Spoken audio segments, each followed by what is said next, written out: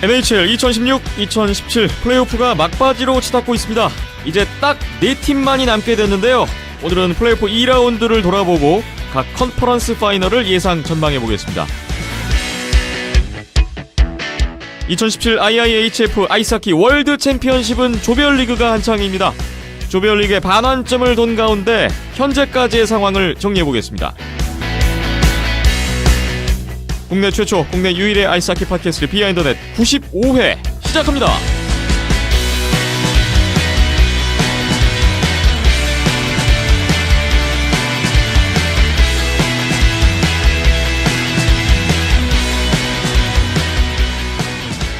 비하인더넷 95회입니다. 안녕하세요. 김태범이고요. 오늘도 이현섭 기자, 박힘찬 PD와 함께하겠습니다. 안녕하세요. 안녕하세요. 안녕하세요. 오늘 5월 13일 토요일 낮입니다. 저희가 항상 수요일에 녹음하다가 바꿨어요. 이번 주부터 주말로 이동이 되어 있는 상황입니다. 예, 뭐 계속 바꿔서 가나 했는데, 예, 저희들이 이제 스케줄들이 변동이 잦다 보니까, 네. 예, 조만간 또 바뀔 것 같은. 네. 계속 주말에 할 건지 아니면 다시 수요일로 갈 건지 지금 고민 중이에요. 좀 네. 지켜봐야 될 것 같습니다. 예, 조금 네. 맞춰봐야겠네요. 예, 결정되는 대로 고지하겠습니다. 예. 네, 일단 오늘은 주말이에요. 네. 지금 이제 뭐 저희가 지금 주로 다루고 있는 게 NHL 플레이오프하고 이제 IIHF 세계선수권이니까, 예, 그거에 맞춰가는 게 맞지 않을까. 예. 네. 지난주에 제가 잠깐 우려를 했었는데 목요일에 왜 안 올라오냐, 혹시 이런 분들은 안 계셨을까? 안 계셨더만요. 괜한 우려였나요? 네. 예, 그렇군요. 목요일날 올라온다고 해서 그때 들으시는 분은 많이 안 계시고요. 네. 예, 다 이제 쟁여놨다가, 예, 시간 되실 때 들으시다 보니까 그게 또 이제, 예, 인터넷 방송의 묘미 아니겠습니까? 네. 지난주에 그 회차 쭉 보면서 눈에 띄었던 거는 우리나라 남자 국가대표팀의 선전 덕분에 저희도 덕을 보고 있는 것 같습니다. 클릭수도 많고 들으시는 분들도 많아졌고 댓글도 많아졌고, 예전하고 좀 많이 달라진 그런 분위기를 느낄 수 있었어요. 예, 물 들어왔을 때 노를 저어야 되는데 이거 언제까지 갈 수 있을지.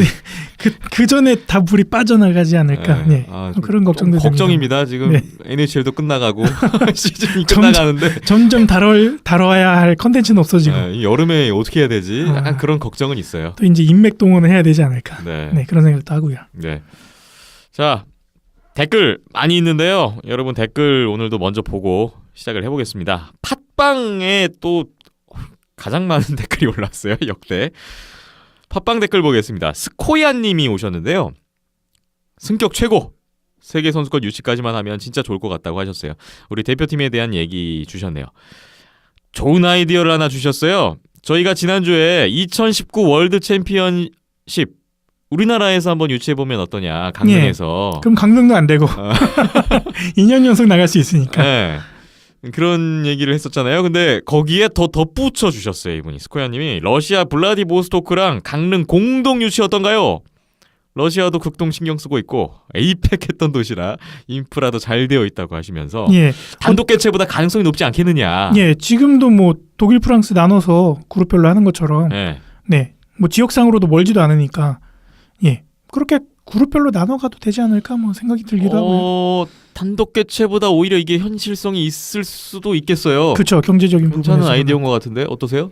예, 뭐 우리나라가 그냥 단독 유치가 불가능하면 사실 이런 방법이 가장 유력하죠. 그리고 뭐 최근 IIHF도 이게 시작된 지가 옛날에 월드 주니어를 한번 몬트리올이랑 토론토에서 한 뒤로부터 계속 이렇게 AB조를 나눠가지고 분산 개최를 많이 하고 있는 것 같은데, 그때 굉장히 이제 좋았거든요. 그 반응이 굉장히 좋아서. 그래서 하면 이런 식으로 하면 되지 않을까? 저도 그렇게 생각을 합니다. 근데 네. 뭐 사실 우리나라에서도 그냥 하면 안 되나요? 단독으로? 네, 그냥 극이랑 그러면 비용, 더 좋고요. 비용이 좀 많이 문제되지 않을까요? 강릉. 그러니까 뭐 경기장 시설은 둘째치고서라도 선수들이 와서 또 지내야 되는 숙소부터 해서 그렇죠. 뭐 편의시설, 기반시설들이 좀 받쳐줘야 되는데 뭐 거의 뭐 올림픽급으로 가는 수준인 거니까. 그죠. 굉장히 예, 좋아야 그런 되죠. 부분에서 부담이 된다라고 하면은 뭐 최근에 저희 우리나라하고 이제 뭐 러시아하고 관계도 아이스하키 쪽으로 계속 좋아지고 있고 협력 관계가 유지가 돼가고 있으니까 그렇죠. 뭐 그런 면에 있어서 그런 흐름에 있어서는 뭐 이런 분산 공동 유치 뭐 이런 것도 좋은 아이디어인 것 같습니다. 네.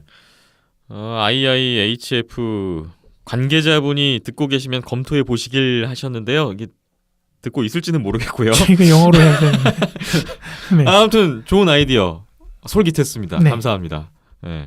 꼭 좀 이런 강릉에서 열렸으면 좋겠어요. 그 좋은 붐업이 될 수 있을 것 같은데 올림픽 이후에도 이 아이스하키 열기를 이어갈 수 있는 예, 좋은 기회가 될 것 같습니다. 방금 전에 했던 말이지만 물 들어왔을 때 놓쳐야죠. 그러니까요. 네. 우리나라에서도 좀 긍정적으로 검토해 주시면 어떨까 싶습니다. 다음 플라이 카밋님. 예. 아시아 리그 직관하고 바로 빠지게 돼서 팟캐스트까지 찾아 듣고 계시답니다. 역시 그 우리나라 남자 아이스하키 대표팀 또 여자 대표팀까지 계속 기분 좋은 결과들 잘 보고 계셨네요. 이분은 평창 동계올림픽 남녀 아이스하키 예선 한 경기씩 신청했는데 당첨이 되셨다고 하네요. 올림픽을 직접 보러 가실 수 있는 기회가 생긴 것 같습니다. 예, 요새 이제 예매권을 추첨을 하죠. 이게 신청을 하면은 티켓값 비싼데. 네, 구매할 수 있는 권한을 이제 추첨을 해서 권한을 부여하게 되는데 네. 이게 올라갈수록 이 토너먼트까지 올라갈수록 가격이 엄청 뛰더라고요. 이게 공짜로 티켓을 주는 당첨이 아니라 구매할 수 있는 기회를 주는 당첨인 그렇죠. 겁니까? 예. 그렇군요. 예, 대진표도 안 나왔는데.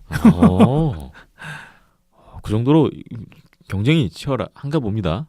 티켓 예, 구하기가. 그런가 봅니다. 주변에서도 뭐 이런 식으로 해서 뭐 4강 경기, 8강 경기 미리미리 준비하시는 분들이 많으시더라고요. 네.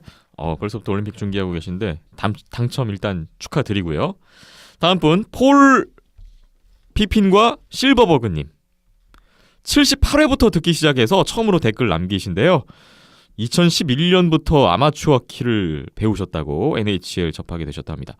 NBA 팟캐스트를 듣다가 저희 거를 알게 되셨군요. 이분 클리퍼스 팬 같으신데. 익숙한 아이디입니까?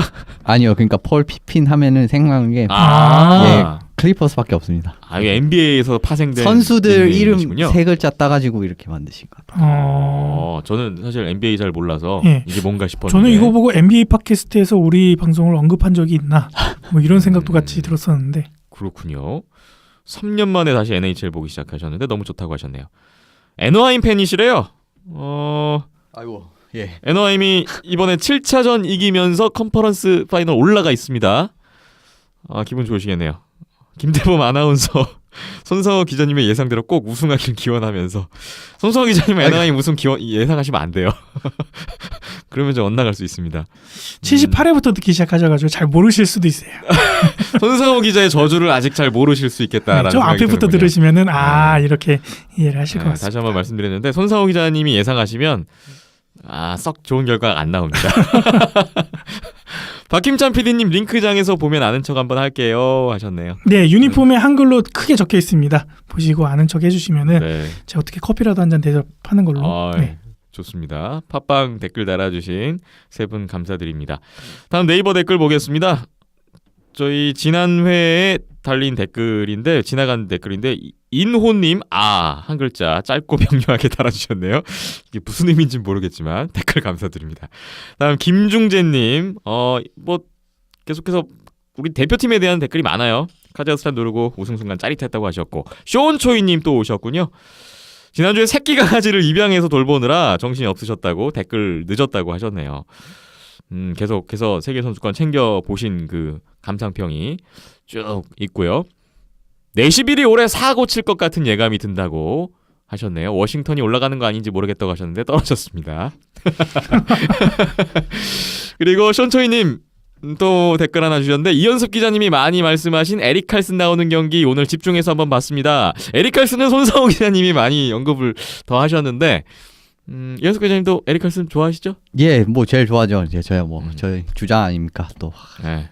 역시 저희의 없었으면 주장 오타와의 주장. 없었으면 뭐 1라운드 탈락이었어요. 네. 다음 경기엔 오타와 승리를 기원드리겠습니다 하셨는데 오타와 역시 결승에 올라갔습니다. 정확하게 맞췄습니다. 네. 역시 저희 팀은 제가 잘합니다. 시원초이님 감사드립니다. 지난 회 달린 댓글 보겠습니다. 우리 대표팀의 그 선전에 기쁨이 또 쫙 나와 있네요. 이안킴님 성공 응원합니다. 라이프 이즈 굿님, 우리 대표팀 백지성 감독 모두 잘했어요 하셨고, 러브님 대단한 업적을 남겼습니다. 평창 메달은 아니더라도 기대한다고 하셨고요. 고구려 태왕님 자랑스러운 한국인들입니다. 뜨거운 박수를 보냅니다. 또 해주셨습니다. 문재인 안철수 사랑지기님 최고예요. 짧고 명료하게 또 달아주셨고요. 대선 누구 찍으셨을지 두 궁금하네요. 분을 다 찍고 싶으셨던 게 아닌지 싶네요. 다음 밴댕이님, 척박한 국내 하키 상황 하에서 이런 성적은 전무후무할 것이라는 웃픈 진실입니다. 너무나 자랑스럽고 우리 국대 선수들 노고에 박수를 보낸다고 하셨네요. 그리고 쥐박이 찢어버려님 잠깐 정치적인 댓글이 보입니다. 쥐박이 찢어버려님이 백지선 대단하다.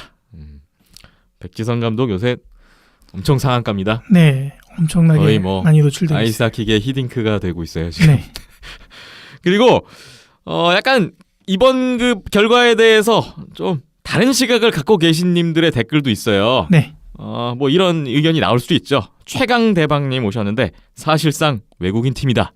뭐 이런 의견 주셨고요. 귀화 선수들이 많다라는 지적이시겠죠. 비공의 달콤함님 좀 더 적나라하게 써주셨군요. 돈으로 됐잖아. 뭐 이딴 걸 분석하고 있냐. 돈으로 선수 사와서 된 게 팩트인데 하셨어요. 뭐 시각은 다양하죠. 뭐 이번 성과를 두고 뭐 이렇게 말씀하실 수도 있는데 글쎄요. 앞으로 우리 그 하키의 남은 과제는 그건 것 같다는 생각도 해봐요. 이런 좀 말이 덜 나오게끔, 안 나오게끔 뭐 더 뭔가 당당하게 네. 잘하는 모습을 보여줘야 되지 않을까. 네, 어떻게 보면 갈림길이죠. 네. 예, 뭐 분명히 이런 얘기도 나올 수는 있습니다. 예. 다양한 의견이 공존합니다. 그리고 다음 댓글들은 이제 앞으로 어떻게 해야 되는 거냐. 우리나라 뭐 지금 너무나 좋은 성과를 거뒀지만 앞으로가 또 문제잖아요. 또 다양한 의견들, 아이디어들을 주셨네요. 마사라님 또 와주셨는데 좋은 성적 남겼지만 얇은 선수층 때문에 좋은 수비수, 특히 어시스트와 슈팅력이 뛰어난 국내 수비수는 사실상 없는 상황입니다. 예리한 지적 해주셨어요.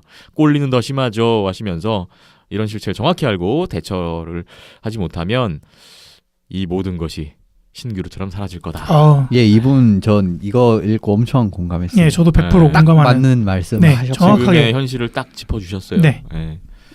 그리고 올리브님 마지막으로 봤던 게임 그리고 지금 너무나 달라져 있습니다. 너무 감동하셨다고 하시면서 동시에 대학팀 시합을 보았는데 실망했다고. 예. 10년 전보다도 못하다는 느낌을 받으셨대요. 근데 10년 전보다 못할 수밖에 없는 게 10년 전에 딱 그때 아닙니까? 김기성. 예, 10년 전의 박우상. 선수들이 지금 대표팀의 아직도 쭉 핵심 고참 선수들이죠. 그렇죠. 예, 그런 선수 제가 듣기로는 이 선수들이 거의 뭐 10년에 한번 나올까 말까 하는 선수들이라고 네, 황금 들었는데. 세대라고들 예. 하는데 그렇죠. 예, 제가 아이스하키를 이제 촬영하기 시작한 게 딱 10년 됐거든요. 올해로. 네. 그래서 그때 이제 뭐 연세대학교 재학 중인 선수들의 이제 4학년 선수들이 이제 박우상, 김기성, 뭐 밑으로 김상욱 뭐 등등등등. 예, 지금의 이제 대표팀을 주축 이루고 있는 선수들이 대부분이기 때문에 네, 어떻게 보면은 그때 뭐 근데 또 비디오 돌려보면은 또 약간 추억 보정된 것도 있긴 하거든요. 그런 부분도 네. 있긴 있죠. 그래도 이제 그 근데 선수들의 그런 뭐 어떻게 보면 클래스 자체는 어쨌든 그렇죠. 굉장히 높은 선수들이 네, 많이 나왔기 맞습니다. 때문에 그런 느낌이 있는 것 같고요. 그래서 그 선수들에 관련해가지고 지인으로부터 좀 재밌는 이야기를 들었는데 옛날에 이제 그 선수들이 대학 이제 연세대죠 있을 때 오지글스나 뭐 이런 팀이랑 연습 게임을 막 해봤다 그래요. 네. 그런데 그때는 이제 한국이랑 일본이랑 아이스하키의 수준의 차가 있었던 좀 당연히 있을 수밖에 없었던 때이기 때문에 좀 차이가 났다고 합니다. 근데 그 오지에서 김상욱 선수, 김기성 선수와 박우상 선수 뭐 이런 선수 하는 걸 보고 쟤네도 바로 데려갈 수 없냐고 그렇게까지도 맞아요. 이야기를 그런 얘기들도 했었다고 있었다고 합니다. 하죠. 예, 그래서 예, 뭐 어떻게 따지면은 굉장히 클래스가 있었다는 게 이제 그런 에피소드로 나오는 것 같습니다. 예, 그리고 또 하나 10년 전하고 지금하고 차이는 그때 당시 이제 제가 처음 찍었던 대회가 코리아 리그였는데요. 예. 예, 그때는 1차 리그, 2차 리그 나눠져서 예, 경기 수도 훨씬 많았었고요. 팀 수는 같았지만 네. 그래서 뭐 정도 어떻게 보면 좀 예, 그때보다는 경기 수도 좀 중감이 있고 뭐 마찬가지로 고등학교 수도 많이 줄었고 뭐 생기고 줄고 뭐 했긴 했지만 예, 그런 좀 흐름들이 있다 보니까 과정들이 있다 보니까 또 그렇게 그런 차이를 느끼시는 분들이 많이 계시는 것 같습니다. 네, 항상 말씀드리죠. 초, 중, 고, 대학까지 아마추어 하키에 대한 또 위기감 계속 저희도 공감을 하고 있습니다. 다음 댓글 볼까요? 희노애랑님, 김연아, 박태환, 손현재 이후는 하시면서 지금 국대들 은퇴 후는 물음표가 또 붙습니다. 그러니까 다른 종목에서도 지금 피겨스케이팅, 수영, 리듬체조 걸출한 선수가 나왔지만 이제 그 이후에 대한 과제를 계속 안고 있어요. 다른 쪽도. 근데 아이스하키 역시 마찬가지죠. 지금 이 황금 세대 은퇴하면 어떡할 거냐. 앞으로가 또 걱정입니다. 그리고 알렉스 JK 홍 알렉스 JK 네. 홍이겠죠? 네. 네. 알렉스 JK 홍님. 이번 승격을 계기로 한국도 초중고대학 그리고 사회인팀 그리고 프로팀까지 조금씩이라도 팀 수를 늘립시다. 프로리그 출범이 절실한 상황 하셨고요. 과거 일본 프로축구 J리그를 참고해서 한국 아이스하키도 프로리그를 반드시 출범시켜야 한다고 힘주어 외칩니다 하셨습니다. 또 덧붙이신 내용이 그러기 위해서는 일단 이미지 쇄신부터 시작해서 겨울 구기 스포츠 인기 종목으로 제1차 아이스하키 혁신 개발 5개년 계획을 수립해야 된다. 정부 쪽에서 근무하시는 건가요? 그런데 위에서 돈을 줘야 하시면서 에휴 하셨고 남북 대결을 모티브로 아이스하키의 인기 종목을 육성하면 어떠냐라는 의견까지 달아주셨어요. 예, 저는 뭐 이 의견도 뭐 다양한 의견 중에 하나라고 보고요.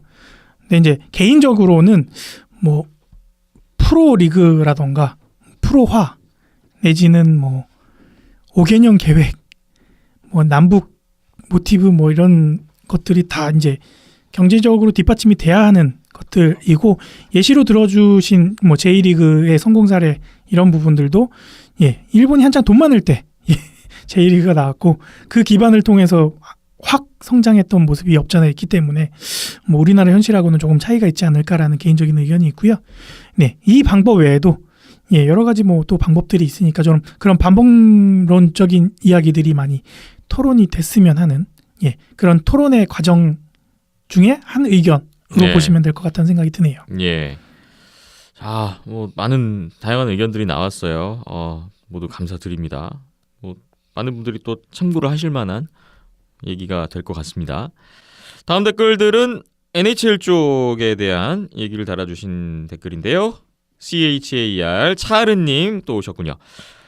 뉴저지가 1번 픽을 가져가서 놀란 패트릭을 드래프트하고 지금 코발척도 다시 돌아간다고 하는데 자 코발척이 뉴저지로 돌아오면 내년 뉴저지 공격진 대단하겠네요. 기대감을 표시해 주셨어요? 예, 기대감 표시해 주셨는데 이건 어떻게 될지 모릅니다. 왜냐하면 코발추크 선수가 이번에 복귀를 천명한 것은 맞아요. 그리고 뉴저지도 굉장히 이제 뭐 뉴저지가 지금 사실 그제 은퇴를 하고 갔거든요. 갑자기 13년 계약으로 알고 있었는데 10년 계약 13년이었네요. 아무튼 굉장히 장기 계약을 하고 있는데 중간에 나 러시아 갈래 하고 돌연 은퇴 선언을 하고 넘어갔어요. 그래서 이거 처분을 관련해 가지고 NHL 측에서 한 것은 이 선수가 만약에 뒤에 돌아오고자 할 경우에 뉴저지가 무조건 뉴저지로만 일단 돌아올 수 있다. 그런데 다른 팀으로 다른 팀으로 가고자 한다면은 다른 팀 모든 팀의 동의가 있어야 된다. 예. 그런 게 있었습니다. 그래서 사실상 뉴저지로 오는 게 할 것 같은데 지금 사실 그 이제 제너럴 매니저 레이셔로시죠. 그분이 천명한 것은 뭐 그렇게 큰 리빌딩 플랜에 코발추크 선수를 두고 있지 않은 것처럼 보입니다. 그래서 사인 앤 트레이드 형식으로 이제 다시 뉴저지와 계약을 하고 난 다음에 바로 트레이드를 하는 형식이 될 것 같고요. 그래서 일부 팀들이 제 생각에는 뭐 코발추크 선수가 사실 지금 나이도 적지가 않아요. 만으로 34살로 알고 있는데 결코 적지 않은 나이임에도 불구하고 그 특유의 그 이제 공격 능력이 굉장히 뛰어난 선수이기 때문에 아무래도 그 게임 브레이킹 스코어링 딱 요거게 필요한 팀들은 꽤 구미가 땡기는 선수임에는 틀림없습니다. 그래서 제 생각엔 사인 앤 트레이드로 다른 팀으로 갈 것 같고요. 그 팀이 어디가 될지는 조금 더 지켜보시면 나오지 않을까 싶습니다. 일단 코발척 선수는 NHL로 돌아오고 어느 팀에서 뜰지는 좀 봐야 될 것 같네요. 다음 덩크지조님 와주셨습니다. 애너하임 덕스와 에드먼턴 오일러스의 경기 너무 재밌었다고. 7차전까지 가는 명승부였어요. 5차전 오일러스의 3점차 리드를 3피리어드 3분부터 시작한 덕스의 엠티넷으로 동점 후 연장 승리. 아, 이거 보셨군요. 저도 이게 3분 남겨놓은 시점에서 엠티넷 들어가서 3골 넣는 건 처음 봤어요. 하키 보면서. 예, 그런 게 이제 거의 와. 나오지 않는 거죠. 이래서 엠티넷 플레이 하는 거다라는 거를 보여준 그렇죠. 것 같아서 예. 아, 진짜 어마어마한 경기가 나왔습니다, 그날. 7차전도 기대가 된다고 하셨는데 뭐 결과 아시죠? 애너임 덕스가 7차전 잡고 올라갔습니다. 그리고 바이킹님이 이 기자님 축하드려요 하셨네요. 칼슨이 넣고 앤더슨이 맞고. 예, 감사합니다. 오타와 승리 축하를 받으셨고요. 내일부터죠. 네. 네. 펜스와 캡스도 3대3 결국 단판 승부네요. 워싱턴하고 피츠버그도 7차전까지 갔는데 피츠버그 올라갔습니다. 그리고 바이킹님 댓글 또 있는데 이분이 그 월드 챔피언십을 보셨을까요? 그 이태리나 슬로베니아 지금 붙으면 이길까요? 하시면서 일요일에 러시아 캐나다 경기하는 것을 보셨다고 쭉 이제 뭐 감상평을 써주시면서 뭐 이분의 댓글 수준은 항상 상당한 것 같습니다. 저희한테 과제를 남겨주시죠. 네. 뭐 대인 방어하다가 공격수 피버팅에 신경 쓰면 컷인으로 들어오는 선수가 퍽을 받아서 바로 때리더라.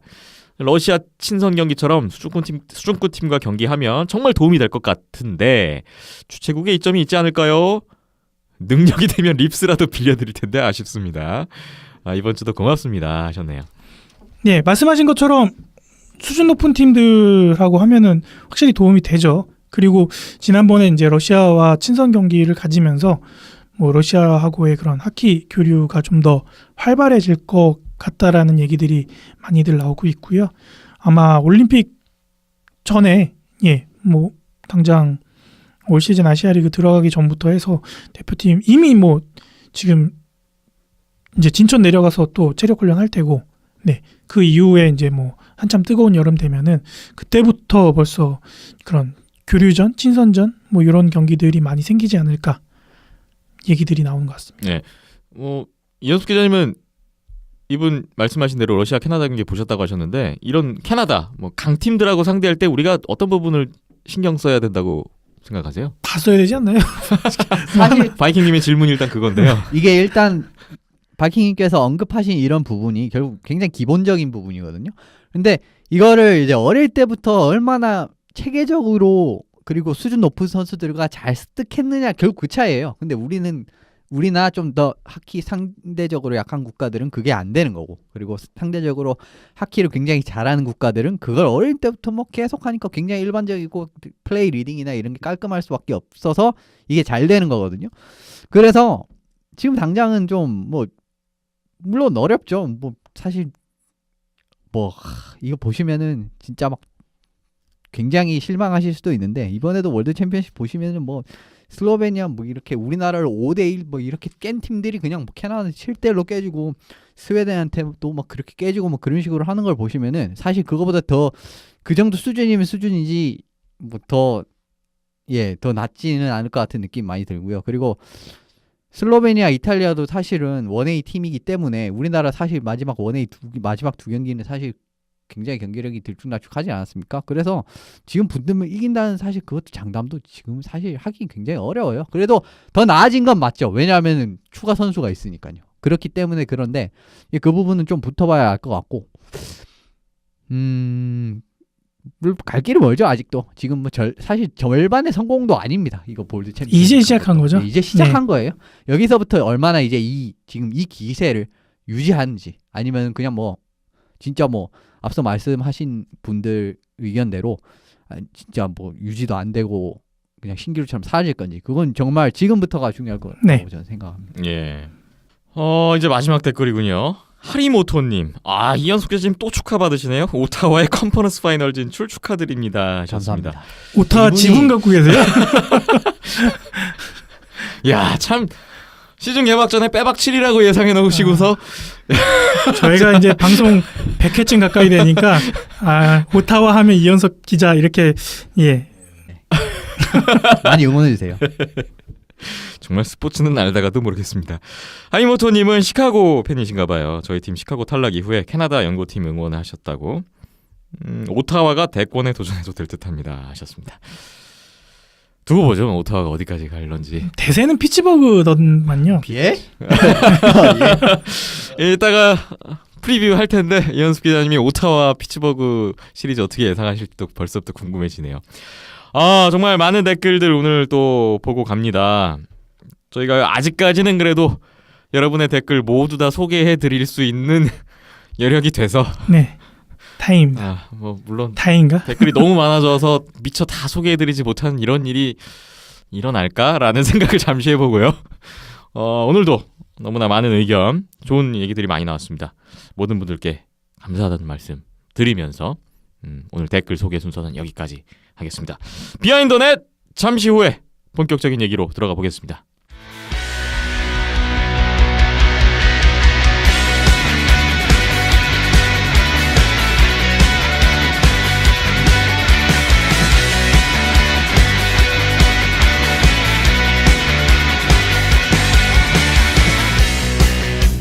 비하인더넷 오늘도 NHL 얘기로 들어가 보겠습니다. 플레이오프가 한창이죠. 캐나다 밴쿠버 연결해 보겠습니다. 손상호 기자님 안녕하세요. 네, 안녕하세요. 네, 이제 플레이오프 2라운드가 다 끝났고요. 이번 주부터는 새롭게 각 컨퍼런스 파이널에 들어가게 됩니다. 오늘 제가 녹음하러 오면서 느낀 게 오타와가 파이널에 진출하는 바람에 이현숙 기자님의 표정이 굉장히 밝은 것을 볼 수가 있었는데 손상우 기자님은 밴쿠버 현지에서 좀 어떠세요? 요즘 쭉 보시면서 심경의 변화가 좀 있으신가요?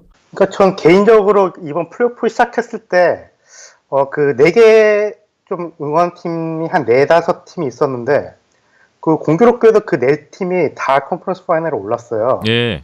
그러니까 내시빌, 그 애나하임, 동부엔 피츠버그, 오타와 이렇게 응원하고 또 약간 그 한편으로는 또 약간 그런 그 에드먼턴도 약간 응원하긴 했었는데 에드먼턴 애나하임한테 졌으니까요. 어찌됐든 제가 좀 더 응원한 내 팀 올라와가지고 좀 재밌게 보고 있는데 또 이렇게 또 올라온 팀, 그 제가 응원한 팀이 이렇게 그 좋은 성적을 거두다가도 가끔 좀 공허함이 좀 밀려오죠. 네. 제가 그 가장 응원한 팀 밴쿠버는 어디 있나 이러고. 네. 혹시 뭐 밴쿠버가 없어도 캐나다 팀을 응원하시거나 그러진 않으세요? 네, 저 이번 플레이오프 때는 좀 오타와한테 좀 많이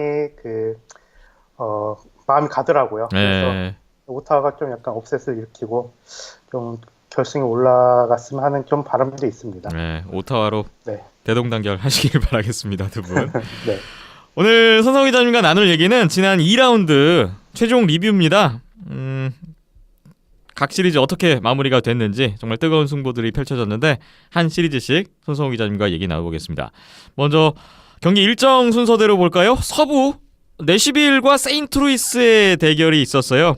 결국 6차전에서 내시빌이 승리를 하고 4승 2패로 내시빌이 올라갔죠.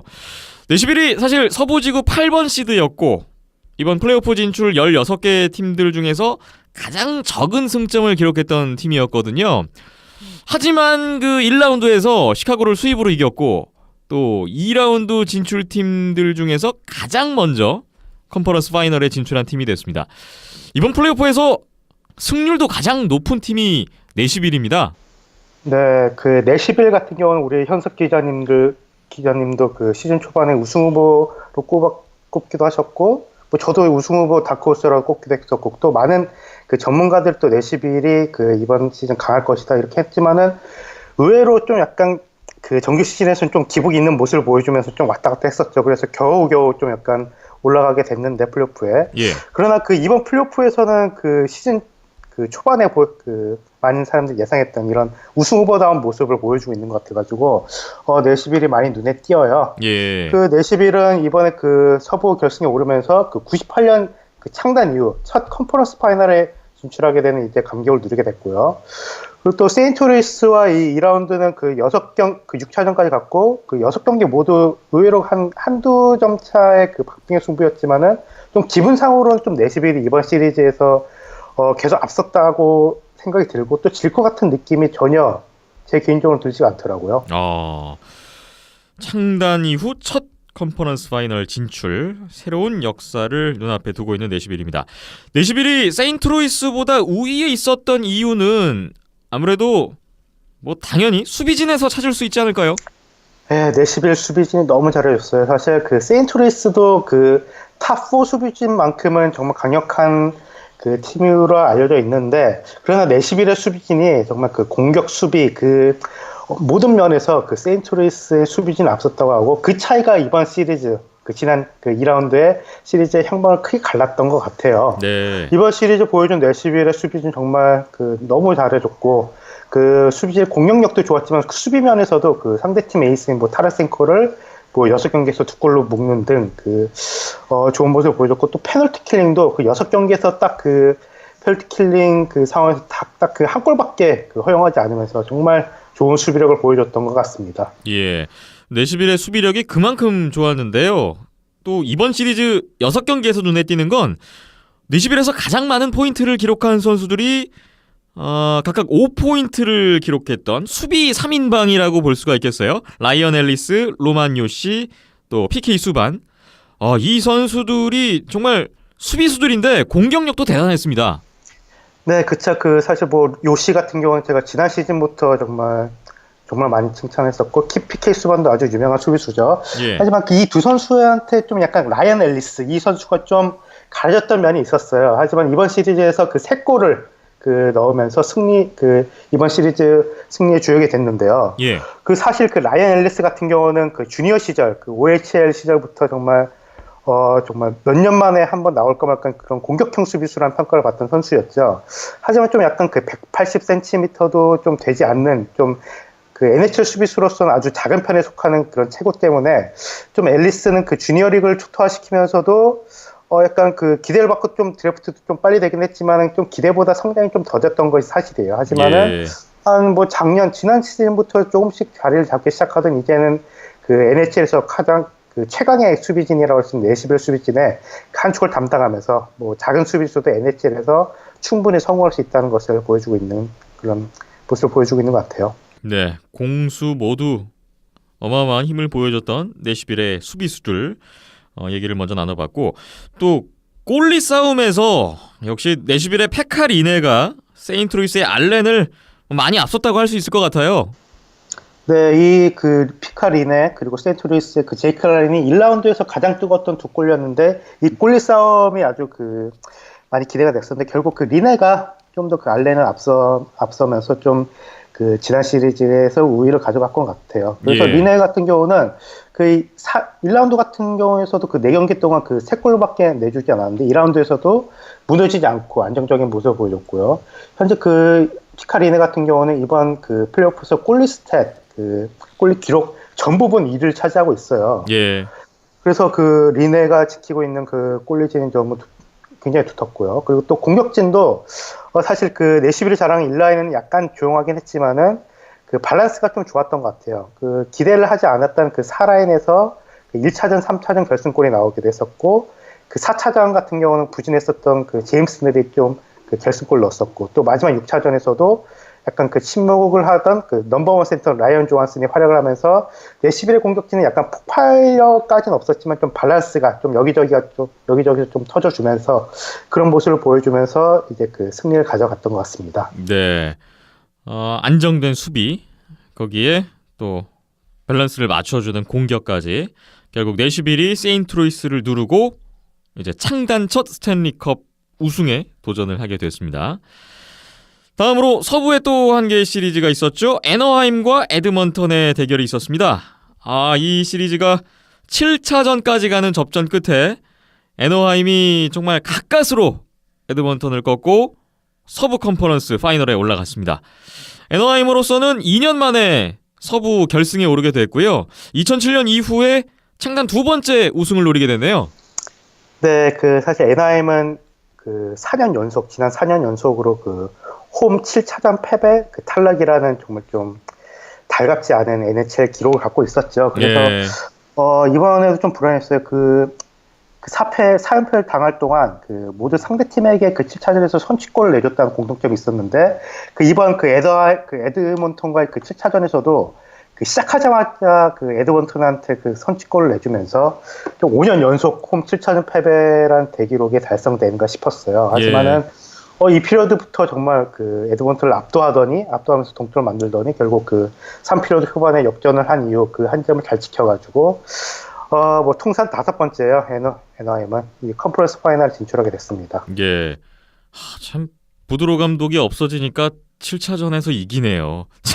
네. 부드로 감독 의문의 1패를 또 볼 수가 있었어요. 이 두 팀의 시리즈는 4개의 2라운드 시리즈가 있었는데 그중에서 가장 흥미진진했고 치열했고 또 논란도 많았던 시리즈였다고 들었습니다. 네, 그 7개 경기 중에서 그 4경기에서는 그 2골 이상 뒤지고 있는 상황에서 그 동점 혹은 역전이 나왔을 정도로 좀 엎치락뒤치락했었고 두 팀의 신경전도 그 다른 그 3개 시리즈보다 정말 대단했었어요. 예. 그리고 그 심판 판정 때문에 좀 약간 굉장히 그 큰 논란이 있었는데 사실 그 에드먼턴이 좀 억울한 부분도 있었던 것은 사실이에요. 하지만은 뭐 제 생각에 좀 더 그 나은 팀이 좀 더 그 전체적으로 좀 밸런스가 좋았던 팀이 결국 이겼고 그렇게 그 결국 그 NIM이 그 결국 올라간 것 같아요. 그래서 예. 네. 에드먼턴으로서는 코너 맥데이빗이 끝까지 시리즈 끝날 때까지 생각보다는 부진했던 감이 있고 베테랑 선수들도 부진했던 게 많이 뼈아플 것 같은데요. 그렇죠. 그 NIM 같은 경우는 그 에드먼턴 그 최고 선수라고 할 수 있는 맥데이빗을 정말 그 밀착 마크를 했죠. 그래서 맥데이빗이 이번 7경기에서 5포인트를 기록했어요. 예. 사실 뭐 5포인트가 뭐 나쁘지는 않지만 그래도 맥데이빗 이름값에 비하면 좀 많이 떨어지죠, 사실. 그리고 또 특히 그 NHL 최고 투의 그 공격수라고 할 수 있는 그 라이언 캐슬러가 정말 맥데이빗이 뛸 때마다 정말 그대로 나와가지고 그림자처럼 쫓아다니면서 그 맥데이빗 그러면서도 또 맥데이빗보다 더 많은 포인트를 이번 시리즈에 기록했던 것이 이번 그 NIM이 그 승리를 가져갈 수 있었던 그런 큰 원인 중 하나가 아닐까 싶어요. 예. 그러나 그 에드먼턴 같은 경우는 그 골리 싸움에서도 캠 탈봇이 그 상대 팀인 존 깁슨보다 좀 더 나았던 모습을 보여줬던 것 같고 또 스페셜 팀, 그 파워플레이, 뭐 펜alty 킬링 싸움에서도 사실 앞섰고 또 게다가 그 레온 드라이사이틀이라는 그 넘버원 센터 그 맥데이빗과 같이 뛰기도 했었고 그 마지막 6주차전 따로 뛰면서 좀 드라이사이틀이 폭발하면서 충분히 그 에드먼턴이 시리즈를 가져갈 수도 있었어요. 하지만은 그 맥데이빗 드라이사이틀의 뒤를 받쳐줘야 했던 그 배짱 선수들이죠. 뭐 에벌리라든지 그 유진 홉킨스라든지 이런 선수들이 너무 정말 크게 부진한 게 너무 아쉬웠어요. 그 반면에 NIM 같은 경우는 뭐 베테랑 선수들, 뭐 주장인 라이언 게츠라프나 그 1라운드에서 부진했었던 코리 페리까지 좀 좋은 활약을 하면서 주축 공격수들 제 몫을 해줬고요. 그리고 또 수비진도 그 NIM 수비진도 내 11만큼은 아니지만은 그 공격 수비를 많이 오가면서 좋은 활약을 해줬던 것이 NIM의 그 승리의 그 큰 원인이 아닐까 싶네요. 그렇군요. 7차전까지 갔던 이번 시리즈를 쭉 돌이켜보면 에드먼턴은 NIM 상대로 대등한 경기를 펼쳤는데요. 하지만 결국은 경험 부족이 그 발목을 잡지 않았을까. 이 경험 부족으로 무릎을 꿇은 게 아닐까 하는 생각도 듭니다.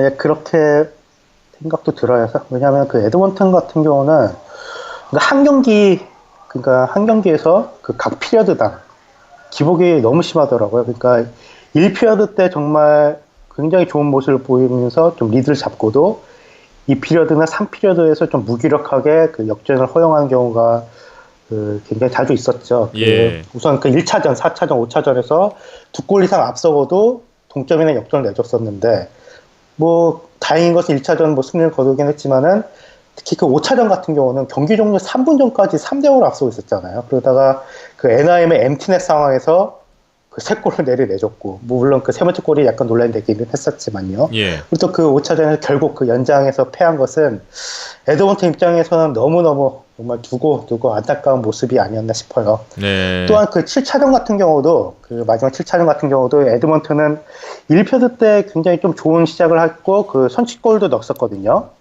하지만 그 2피리어드 때 완전 밀리더니 이제 3피리어드 때 이제 그 2피리어드 때 그 동점골 내준 데 의해서 그 3피리어드 때 역전골 허용하면서 그 이후로도 그 이렇다 할 반격을 하지 못했던 것은 아직 에드먼턴이 아직까지는 좀 우승 우승권에 다가가기는 좀 부안할 점들이 남아 있다는 것을 보여줬던 것 같아요. 네, 정말 치열했는데 4차전, 5차전 그 연장 두 번의 승부에서 에드먼턴이 다 경기를 내줬던 게 어떤 시리즈의 분수령이 되지 않았나 좀 그런 생각도 들고 또 그런 부분에서 말씀 주신 에드먼턴의 좀 경험 부족 이런 것을 또 한 번 느낄 수가 있었던 것 같습니다. 뭐 그래도 에드먼턴 정말 올 시즌 10년 만에 오랜만에 플레이오프 경험도 했고 이번 시즌 같은 경우에는 참 큰 희망을 봤던 시즌이었다고 볼 수도 있어요.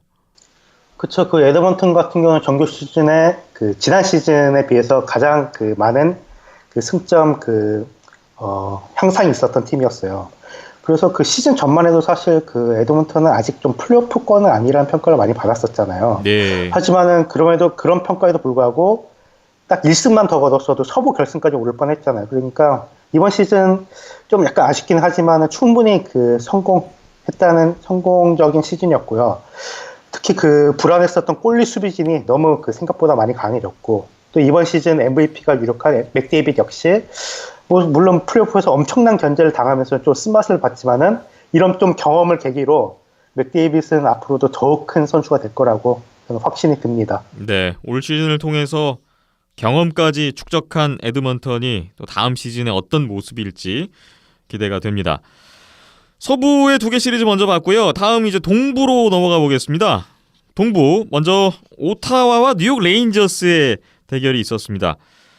이 시리즈 같은 경우에는 오타와가 4승 2패로 레인저스를 꺾었고요. 1992년 창단 이후에 세 번째로 컨퍼런스 파이널에 올라갔습니다. 오타와 이번 플레이오프에서 가장 약한 팀 중 하나라는 평가를 받았었는데 이제는 캐나다 팀 중에서 유일하게 살아남은 팀이 됐어요. 네, 그 캐나다 팀 이번에 그 5팀 올라갔는데 이제 나온 팀 딱 하나네요. 네. 오타와 같은 경우는 이번 플레이오프 진출팀들 중에서 16개 팀 중에서 그 정규 시즌에 그 득실 차이가 마이너스였던 유일한 팀이었어요. 네. 물론 오타와가 그 약간 대진운이 좋았던 것도 사실이에요. 하지만은 그 충분히 그 경쟁력 있는 모습, 그 끈적한 모습을 보이면서 이제 그 창단첫 우승까지 노려보게 됐는데 오타와가 그 마지막으로 동부 결승에 올랐던 것은 2007년 그 당시 그 일라인이 정말 강했었던 그 2007년인데 그 당시 그 오타와는 좀 아쉽게도 그 준우승을 차지했었죠. 예. 예, 그때 기억납니다. 저. 2007년에 오타와가 준우승했을 때 상대가 애너하임이었죠? 그렇습니다.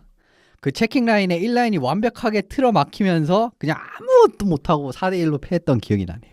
그게 벌써 10년 전인데 생생하게 기억하고 계시군요. 그때부터 제가 오타와 팬이 되겠어요. 지금도 오타와랑 애너하임이랑 같이 올라와 있는데 그러게요. 잘하면 뭐 스탠리컵 파이널에서 내 10일 만나고 싶어요. 여기서 또 속내가 나오셨네요. 자, 다시 오타와 뉴욕 레인저스 얘기로 돌아가 보겠습니다.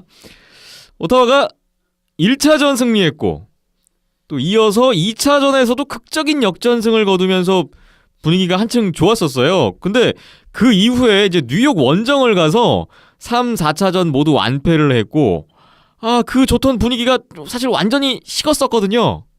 네, 그러게요. 그 3차전, 4차전을 정말 그 아무 힘도 못 쓰고 지면서 그리고 또 게다가 또 홈에서 열렸던 그 5차전도 그 2골을 먼저 내줬고 또 경기 종료 1분을 남기고도 그 한 점 뒤지고 있어가지고 좀 패색이 짙었었죠. 하지만 그 오타와가 정말 이번 플레이오프에서 그 정말 끈질기다라는 것을 보여줬던 것이 그 MT넷 상황에서 또 동점 넣었고 또 연장에서 또 한 번 승리를 거두면서 승리를 가져갔어요. 그리고 결국 이렇게 또 그 극적인 또 역전승을 거뒀던 이 5차전 승리가 결국 이 시리즈에서 그 분수령이었죠.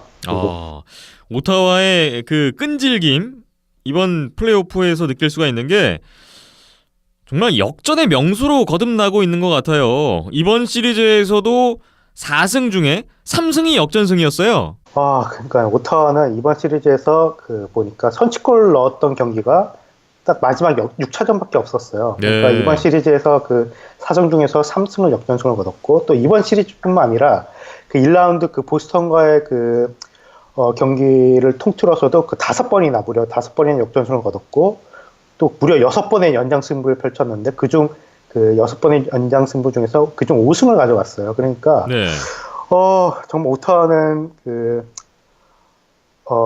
그 한 점 차 승부에서도 정말 좋은 모습을 보여줬거든요. 그 이번 플레이오프에서 거둔 그 8승 중에서 딱 한 번을 제외하고 그 모두 한 점 차 승부였는데 그 한 경기조차 그 MT넷 득점을 이룬 두 골차 승부이기 때문에 그 오타와는 정말 이번 플레이오프에서 정말 타이트한 경기에서 이길 줄 아는 팀이고 또 극도의 집중력이 필요로 할 때 뭐 연장이라든지 MT넷 상황에서 또 강해지는 모습을 보여주고 있는 것 같아요. 아, 그런 접전 상황에서의 강인함이 지금의 어떤 결과물이 나오는 그 과정이었다고 볼 수가 있겠네요. 사실 이 시리즈 같은 경우에는 골리 싸움에서는 레인저스가 앞서지 않았나 싶기도 합니다. 네, 사실 크레이그 앤더슨, 오타와 골리 앤더슨이 이번 플레이오프에서 그렇게 잘해주진 못했어요. 특히 그 4경기에서 그 3골 이상 내주면서 좀 약간 무너지는 모습을 보여주긴 했지만은, 하지만 또 중요한 순간에 또 연장이라든지 그 3피리어드 이렇게 뭐 오타가 좀 추격을 한다든지 이런 순간에 좀 많은 집중력을 보여주면서 많은 선방을 보여줬었거든요. 예. 그 반면에 그 룸피스트 같은 경우는 좀 잘 이렇게 좋은 선방을 계속 보여주다가도 좀 중요한 순간에 좀 어이없는 실점 내주는 모습도 보여줬어요. 그래서 이 집중력 싸움이 결국 이 시리즈에서 향방이 갈렸던 것 같아요. 예. 또 레인저스 같은 경우는 그 아주 중요한 순간에 또 수비진이 뭐 선수를 놓친다거나 뭐 턴오버를 저지르거나 하는 좀 약간 집중력을 잃는 모습을 그 오타와보다 많이 보여줬던 것 같고, 또한 그 레인저스 같은 경우는 그 선수진 깊이, 특히 그 공격진 깊이가 좀 큰 장점이었지만은 그 릭 넷이라든지 이런 그 베테랑 선수들이 끝내 부진했던 것이 좀 페인의 원인이 아닐까 싶고요. 그 예. 반면에 오타와 같은 경우는 그렇게 크게 기대하지 않았던 뭐 체킹라인 센터인 그 파조가 그 2라운드에서만 6골 넣는 등 좀 기대하지 않는 선수가 터졌던 것이 좀 반가웠죠. 그렇군요. 그리고 오타와 이 선수, 이 선수에 대해서 이야기하지 않을 수가 없습니다. 에릭 칼슨인데요. 손성 기자님이 계속 강조해 주셨었죠. 에릭 칼슨 이번 시리즈에서도 정말 대단했습니다. 어떻게 보셨어요?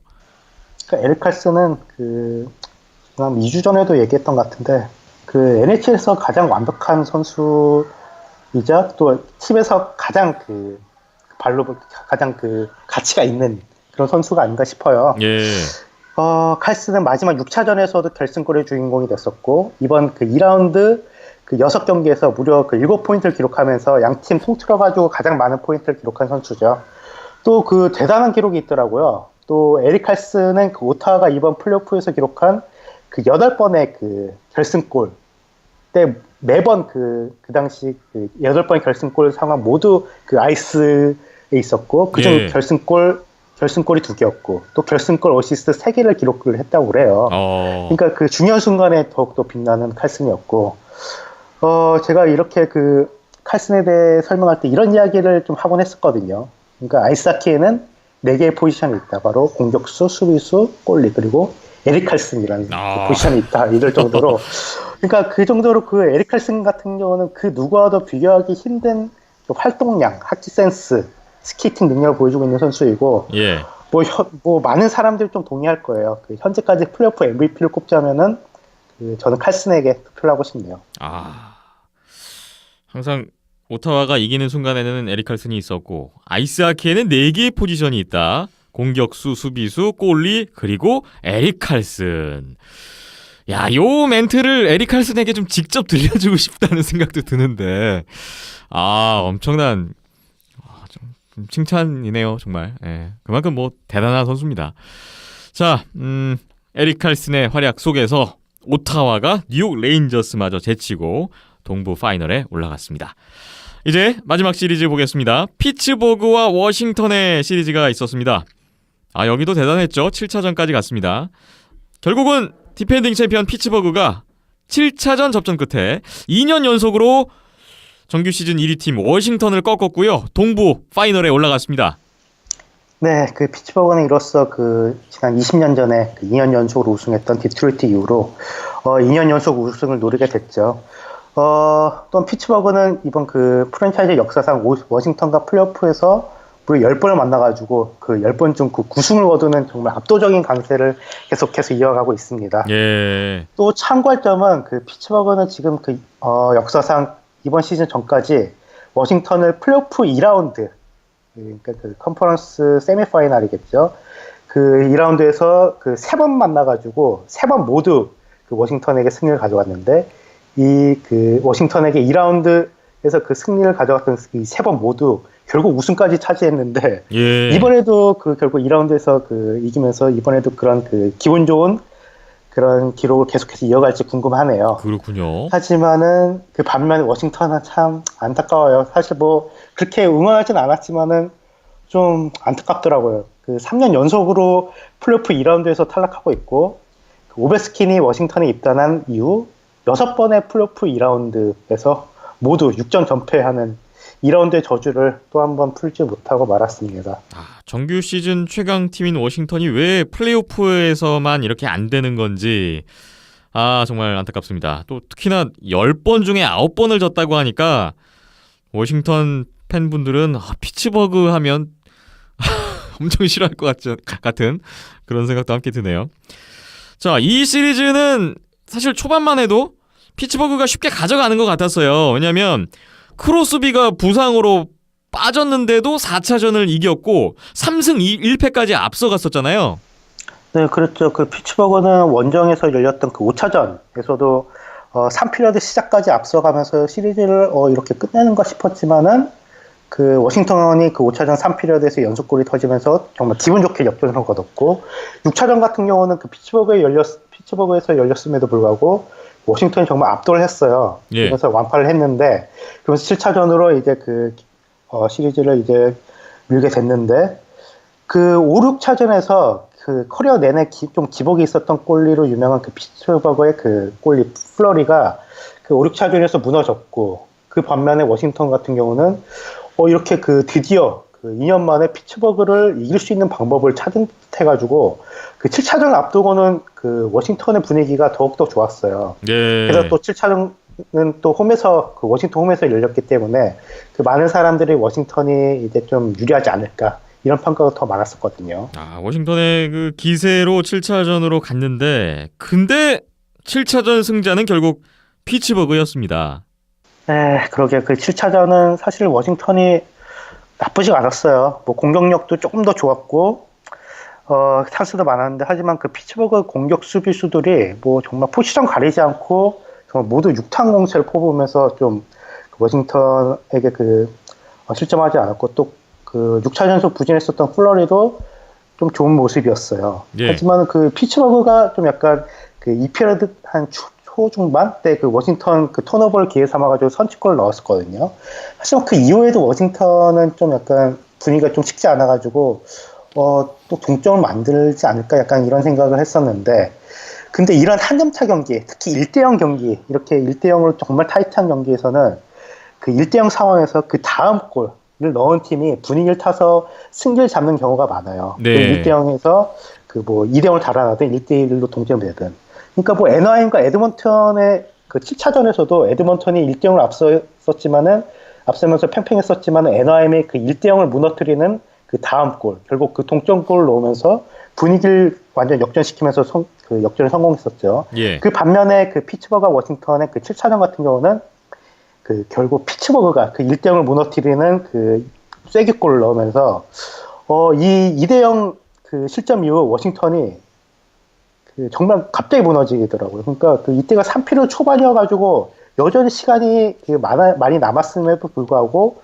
완전 전의를 상실하면서 또 게다가 2차 그 두 번째 실점이 오베스킨도 좀 실수를 했었고 수비진도 실수를 했었고 또 골린 홀트비도 약간 쉬운 실점해가지고 약간 맥이 빠진 실점이었거든요. 그래서 네. 이런 모습을 보여주면서 결국 셧아웃패를 당하고 말았네요.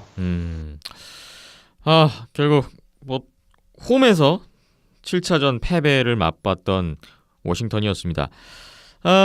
워싱턴 입장에서 봤을 때 또 아쉬운 게 가장 중요한 선수라고도 할 수 있겠는데 오베치킨이죠. 오베치킨이 이번 시리즈에서 그렇다 할 뭐 큰 활약을 하지 못했던 것도 패인 중에 하나가 아닐까 싶어요. 네, 뭐 어젠가 오늘 올라왔는데 그 오베스킨이 좀 약간 햄스트링 부상을 좀 안고 뛰었다고 하더라고요. 그렇다고 저도 오베스킨이 좀 실망스러웠죠. 특히 그 7차전에서는 그 두 번의 실점 상황 모두 약간 좀 오베스킨이 좀 백태클을 잘못하거나 턴오버를 저지르면서 좀 허용한 실점이었어요.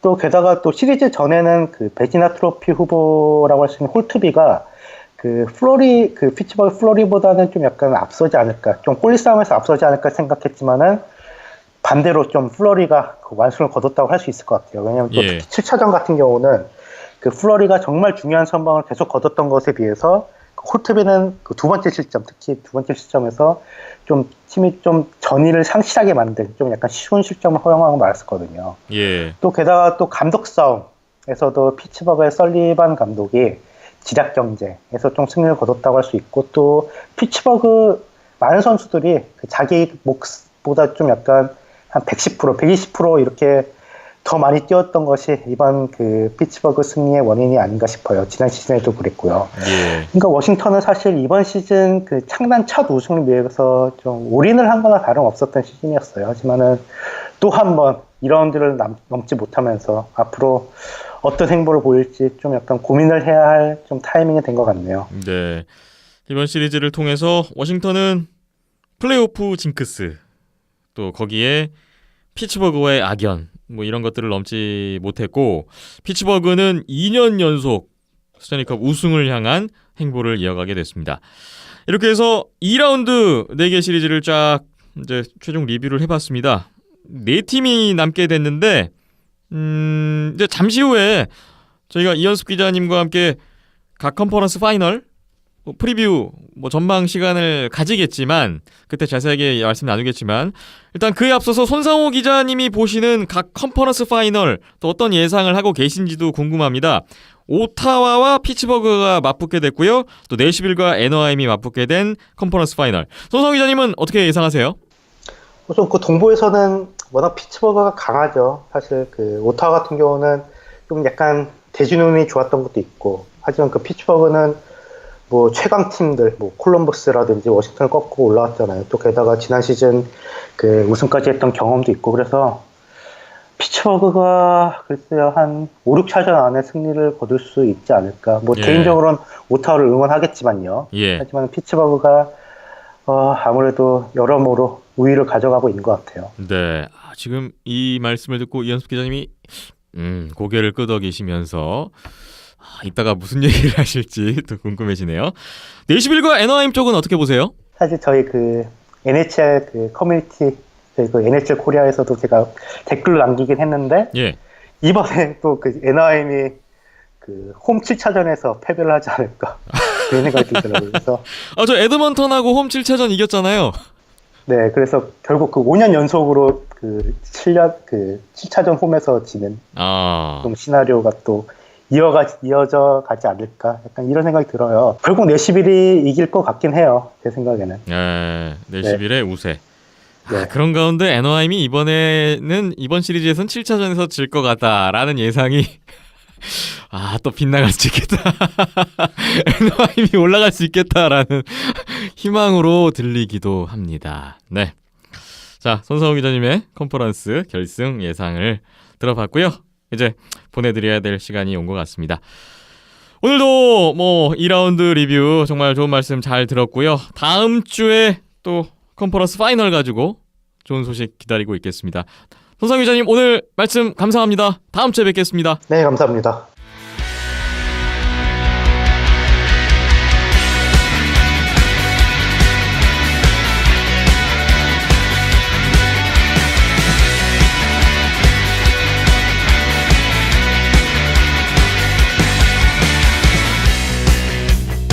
네, 이번에는 NHL 플레이오프 컨퍼런스 파이널을 예상해보고 전망해보는 시간을 가져볼까 합니다. 이현섭 기자님과 함께 자세히 얘기를 나눠볼 텐데, 앞서 손상호 기자님도 간략하게 예상을 해주셨어요.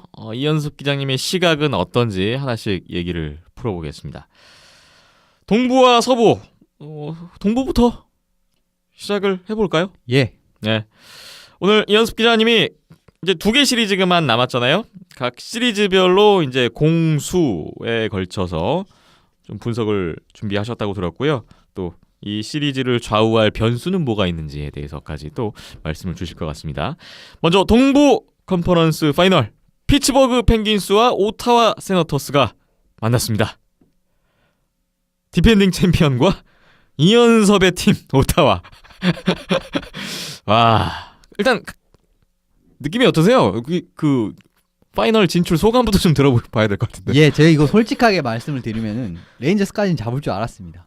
그때도 레인저스까지는 이길 수 있다고 예상하셨죠? 1, 2라운드까지는 통과하면 통과할 수 있을 것 같으세요. 근데 지금부터가 사실 과제인데, 네. 예, 그 이제 최종 예상은 나중에 또 말씀드리겠습니다. 네. 일단 피츠버그와 오타와 올 시즌의 상대 전적을 보니까요. 1승 1연장승 1패로 오타와가 아주 근소한 우세를 점했더군요. 예, 뭐 사실상 별 차이가 없었고 1승 1패한 경기는 제가 알기로 굉장히 두 팀 다 큰 점수 차로 승리했고 패배한 경기로 알고 있습니다. 3골 차 이상 경기였고요. 예. 뭐 사실상 호각이죠. 굉장히 호각 이 팀이 만났습니다. 상대 전적만 딱 봐서. 예. 그만큼 이번 시리즈도 예측하기가 어려운 시리즈가 될 것 같은데 먼저 공격 쪽부터 살펴보겠습니다. 예. 양 팀의 공격 어떻게 평가하십니까? 저는 포워드진 자체는 이제 피츠버그의 우위를 들 수밖에 없다고 생각을 합니다. 피츠버그는 이번 플레이오프에서 특히 탑6 포워드가 너무 좋은 활약을 보여주고 있어요. 그냥 네. 이 선수들이 공격을 다 그냥 해주거든요. 작년과 비교했을 때 조금 다른 점은 작년 같은 경우는 HBK 라인 해가지고 또 이제 또 엄청 선풍적인 인기를 끌지 않았습니까? 그렇죠. 뭐 사실 워싱턴 캐피털스 작년 워싱턴을 이제 박살냈던 그 1등 공신들의 라인이었는데 올 시즌은 사실상 그렇게 좋은 모습 보여주지 않고 그냥 탑6에서 웬만하면 다 의존되고 있습니다. 그런데 예. 크로스비와 말킨 보시면 뭐 어마어마한 존재감을 공격에서 굉장히 보여주고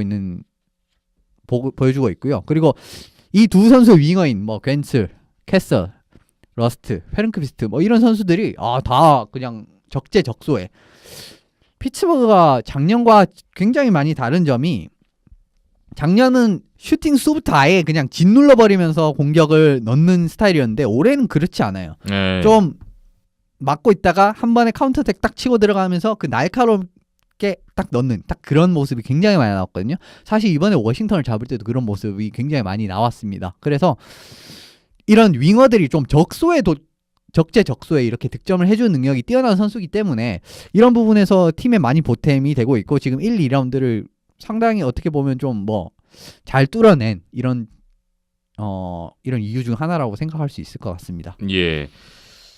뭐 지난 시즌에 네네. 우승했을 때와 비교를 해본다면 어느 쪽이 낫다고 보세요?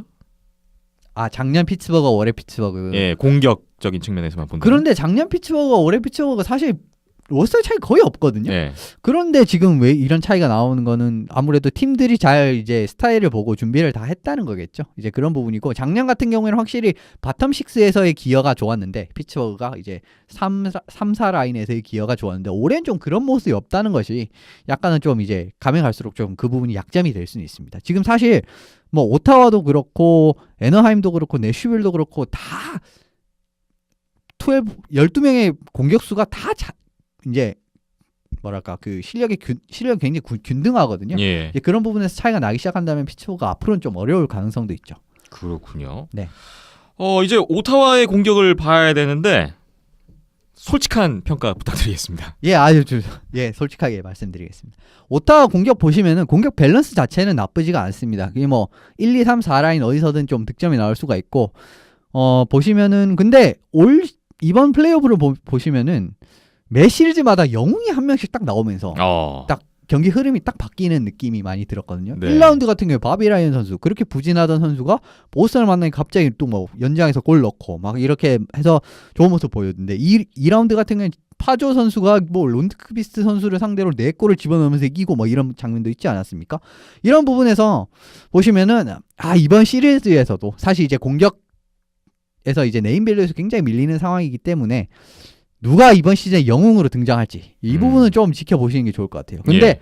어느 라인에서도 영웅이 나올 수 있을 만한 선수들이 있습니다. 그래가지고 그 부분이 좀을 잘 보시면 될 것 같고 오타와 사실 이번 또 플레이오프의 문제점 같은 경우에 하나가 집중력을 잃어요. 잘 하다가 집중력을 확 잃어가지고 동점되고 역전당하고 그런데 그런 와중에서도 끈질기게 계속 따라잡는 능력이 정말 뛰어납니다. 그래서 이런 부분은 뭐 오타와가 어떻게 보면은 뭐 피츠버그의 공격에서는 좀 많이 밀릴 수도 있지만 좀 따라잡을 수 있는 여지가 이런 데서 좀 나오지 않을까 전 좀 그렇게 생각을 하네요. 오타와가 이번 플레이오프 들어서 연장 승부에 아주 강한 모습을 보였고 또 역전승도 많았고 그렇습니다. 정말 끈질기게 결국은 이기는 그런 모습을 이어가지고 있는데 또 이번 시리즈 때 어떨까 또 궁금해지네요. 일단 공격진을 살펴봤고 이제 수비를 보겠습니다. 수비.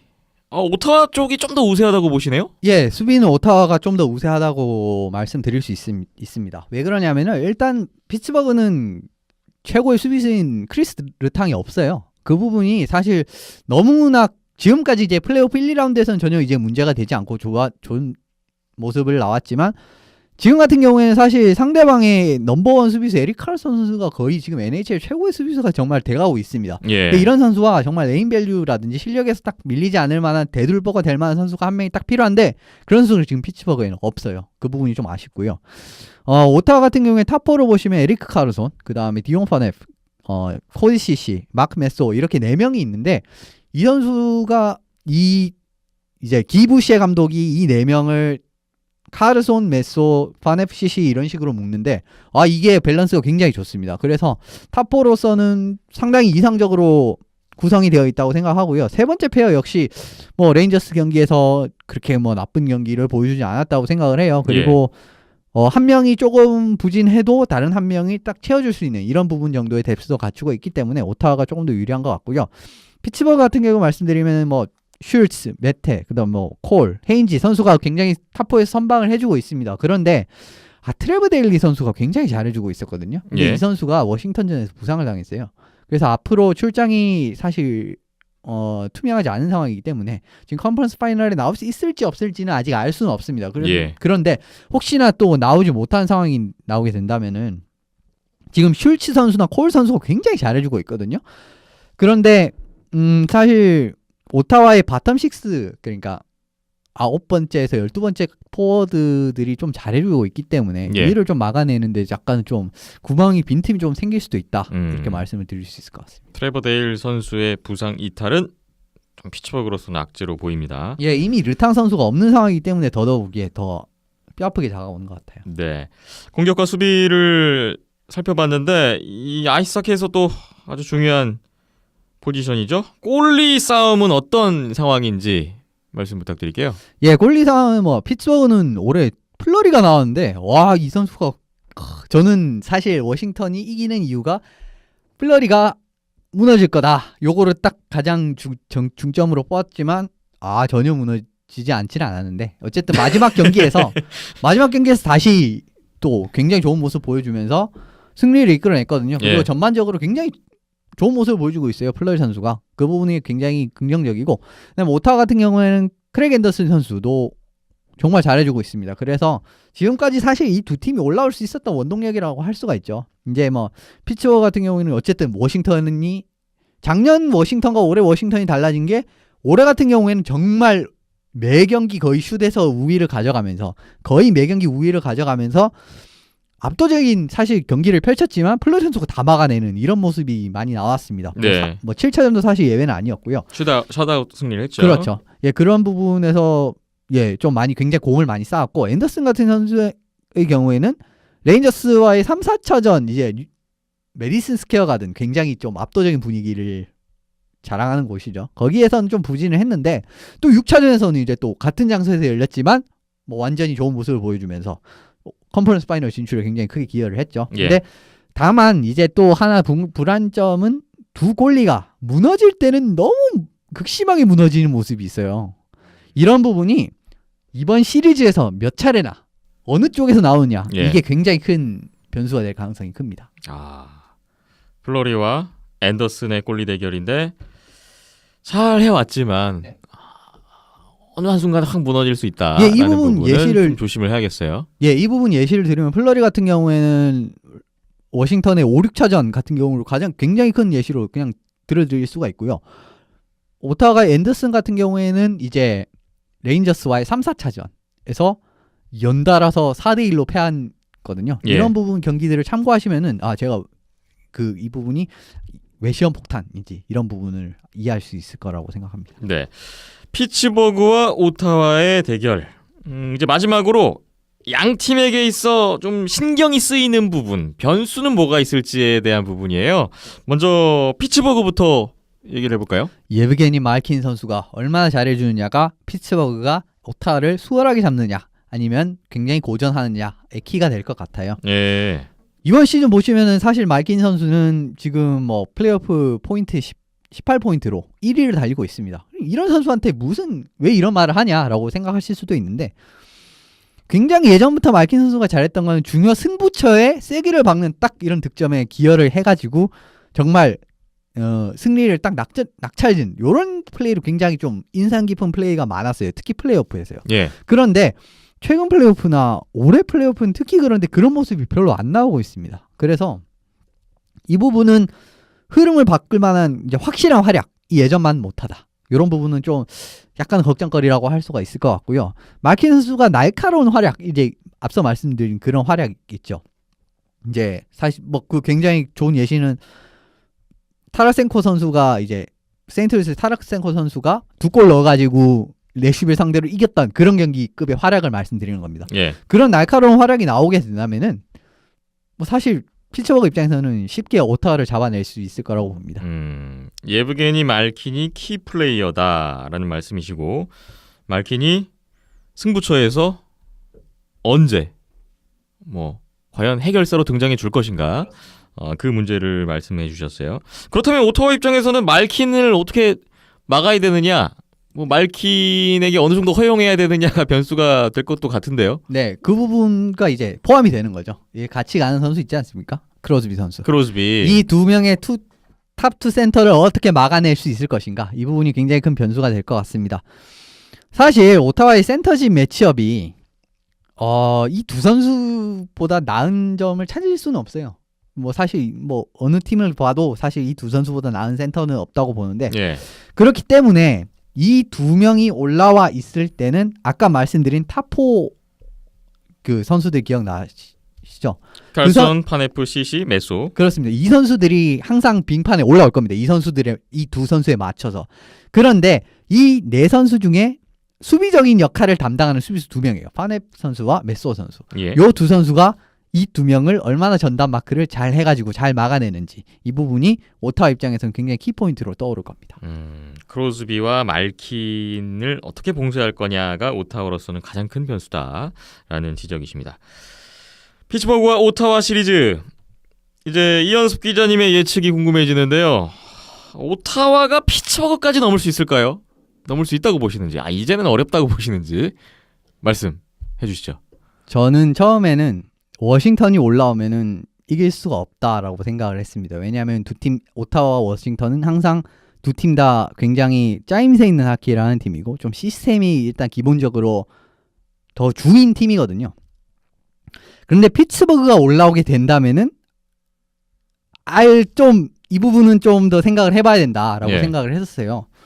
그리고 전반적으로 이번 플레이오프에서 보여준 오타와의 모습과 피츠버그의 모습을 생각을 해봤을 때 피츠버그가 물론 더 강력한 팀들을 연파하고 올라오긴 했지만은 경기력 자체에서 사실 저는 피츠버그 올해보다 작년보다 올해 그렇게 만족을 못하고 있거든요. 예. 그렇게 안정적인 경기력을 아직 못 보여주는 것 같은 느낌이 많이 들고 있습니다. 그래서 저는 오타와가 이길 수도 있을 것 같아요. 오, 대권 도전. 예, 이번에 오타와. 이번에 10년 만에 또 대권 도전 가능할 거라고 봅니다. 저는. 그래서 오타와가 4대2로 홈에서 딱 마무리 짓고 이제 스테인리컵 파이널로 진출을 하게 될 것 같습니다. 이야. 이건 진짜 제가 자신감이 많이 올라오셨는데요. 이게 제가 물론 팬인 것도 어느 정도의 영향을 주긴 했으면 그걸 이제 드러내고 생각을 해봐도 네. 이번 플레이오프에서 행보를 보면은 확실히 오타와가 나쁘지 않습니다. 그래서 저는 조금 더 이번에는 무게가 있다고 보고요. 그런데 피츠버그도 역시나 앞서 말씀드린 그런 두 명의 스타 플레이어가 있기 때문에 당연히 어려운 상대임은 확실한 것 같습니다. 그래도 뭐 정규 시즌에서 오타와가 피츠버그를 상대로 그렇게 뭐 엄청 고전하는 왜냐면 한 판씩 졌을 때는 둘 다 이제 같이 졌으니까요. 그러니까 막 엄청나게 크게 밀린다 이런 모습은 그렇게 전 판단이 들지 않았거든요. 그렇기 때문에 그런 것도 있고 그리고 플레이오프의 기세까지 감안해 봤을 때도 저는 오타와가 조금 더 약간 더 위에 있다고 봅니다. 그런데 사실 뭐 비슷하다고 봐요. 그래서 그래도 조금 더 이제 이번 올해 분위기는 좀 더 이쪽이다라고 봤기 때문에 저는 오타와가 6차전이나 7차전 정도에서 끝내지 않을까라고 생각합니다. 알겠습니다. 또 축하를 받으실지 지켜볼게요. 동부 먼저 봤고요. 다음은 서부 컨퍼런스 결승입니다. 애나하임 덕스와 내시빌 프레데터스가 만나게 됐습니다. 퍼시픽 1위와 와일드카드 2위의 대결이 됐는데 이 대진도 흥미진진해요. 여기도 지금 보니까 정규리그 때 올 시즌 1승 1연장승 1패 애너하임이 근소하게 앞섰네요. 예, 뭐 사실상 여기도 거의 차이가 없다고 보실 수 있을 것 같고요. 그리고 이 두 팀이 굉장히 지금까지 흐름이 너무 좋습니다. 그래서 어디가 일지 정말 궁금하네요. 네, 이 두 팀의 대결도 일단 공격, 수비 나눠서 봐야 될 텐데 공격부터 보죠. 예, 공격진의 이제 포워드 같은 경우에는 두 팀 다 사실 호각이라고 봅니다. 왜 그러냐면 두 팀 다 장점이 있고 두 팀의 장점이 있는데 그 장점이 좀 장점과 단점이 좀 맞물리는 느낌이 있어서 좀 호각이라고 말씀을 드렸고요. 예. 애나하임 같은 경우에는 올해 라이언 게츠레프 선수의 활약이 심상치 않습니다. 그래서 이 선수의 기세가 결국은 에드먼턴을 또 잡을 수 있었던 그런 계기가 됐던 것 같고요. 그 다음에 뭐 게츠레프의 윙어라고 할 수 있죠. 뭐 실프베르베리, 뭐 라켈, 라켈이 선수가 더 먼저 나오긴 하지만은 그 다음에 이제 실프베르베리 선수는 이제 캐슬러 선수와 같이 이렇게 나오는 1, 2라인 윙어들이 이것도 이제 앞선 피츠버그가 굉장히 비슷합니다. 예. 1, 2라인 윙어들이 팀에 필요할 때 또 득점을 딱딱 해주면서 이제 승부처에서 경기를 딱 잡아가는 능력이 굉장히 뛰어난 것 같고요. 그 다음에 애나하임 같은 경우에는 또 뭐 게츠레프 이후에도 캐슬러, 베르메트, 톰슨 이런 이제 확실한 체킹라인 센터들이 있어요. 역할에 딱딱딱 맞는 확실한 체킹라인 센터들이 있다는 점 역시 애나하임의 굉장한 공격의 강점인 것 같습니다. 네. 애나하임 강한 공격진을 자랑하고 있는데 내시빌도 만만치가 않지 않습니까? 예, 뭐 내시빌도 사실 만만치 않죠. 이번에 보시면은 뭐 공격진이 짜임새가 굉장히 뛰어납니다. 이 팀 보시면은 1라인에서 확실한 이제 공격 해결사적인 면모를 또 보여주는 선수들이 많이 포진돼 있고 2라인, 3라인은 정말 라인별로 좀 이상적인 선수 라인 콤보. 그러니까 뭐 센터가 체킹 라인 센터면 조금 더 이제 스나이퍼를 한 명 옆에 붙여가지고 공격력을 좀 보완해주고 그 다음에 활동력이 좋은 윙어를 또 한 명 넣고 뭐 이런 식으로 이상적으로 좀 라인을 잘 짜요. 이런 모습이 나오고 있고 그 다음에 4라인은 이제 딱 확실한 체킹라인 딱 담당할 수 있는 선수들을 3명 딱딱딱 꾸려가지고 나오는 게 역시 라비올렛 감독이 예전부터 느꼈지만 이제 이런 라인 관리나 조합이나 이런 걸 정말 잘하는 감독이다라는 걸 잘 느낄 수 있는 지금 그리고 이게 또 성적으로 다 나오고 있죠. 그런 부분에서 포워드는 뭐 애나하임과 그렇게 별 차이는 없는 것 같습니다. 공격적인 측면에서는 누가 우세하다라고 말하기 힘든 그런 모습이에요. 다음은 수비입니다. 수비의 양 팀의 상황은 어떤가요? 수비 같은 경우에는 당연히 레슈빌의 우세라고밖에 볼 수 없을 것 같습니다. 왜 그러냐면 사실 레슈빌 탑4가 정말 매경기 환상적인 활약, 그야말로 정말 환상적인 활약이에요. 물려친 상대들 그러니까 지금 시카고, 세인트루이스 이렇게 물리치지 않았습니까? 예. 그런데 이 두 팀들의 탑4를 봤을 때는 어마어마하거든요. 이 두 팀도 탑4라고 하면은. 그런데 여기서 매치업의 우세를 점했다라는 자체가 얼마나 요 4명이 올해 이번 플레이오프에서 좋은 활약을 보여주고 있는가를 보여주고 있는 것 같고요.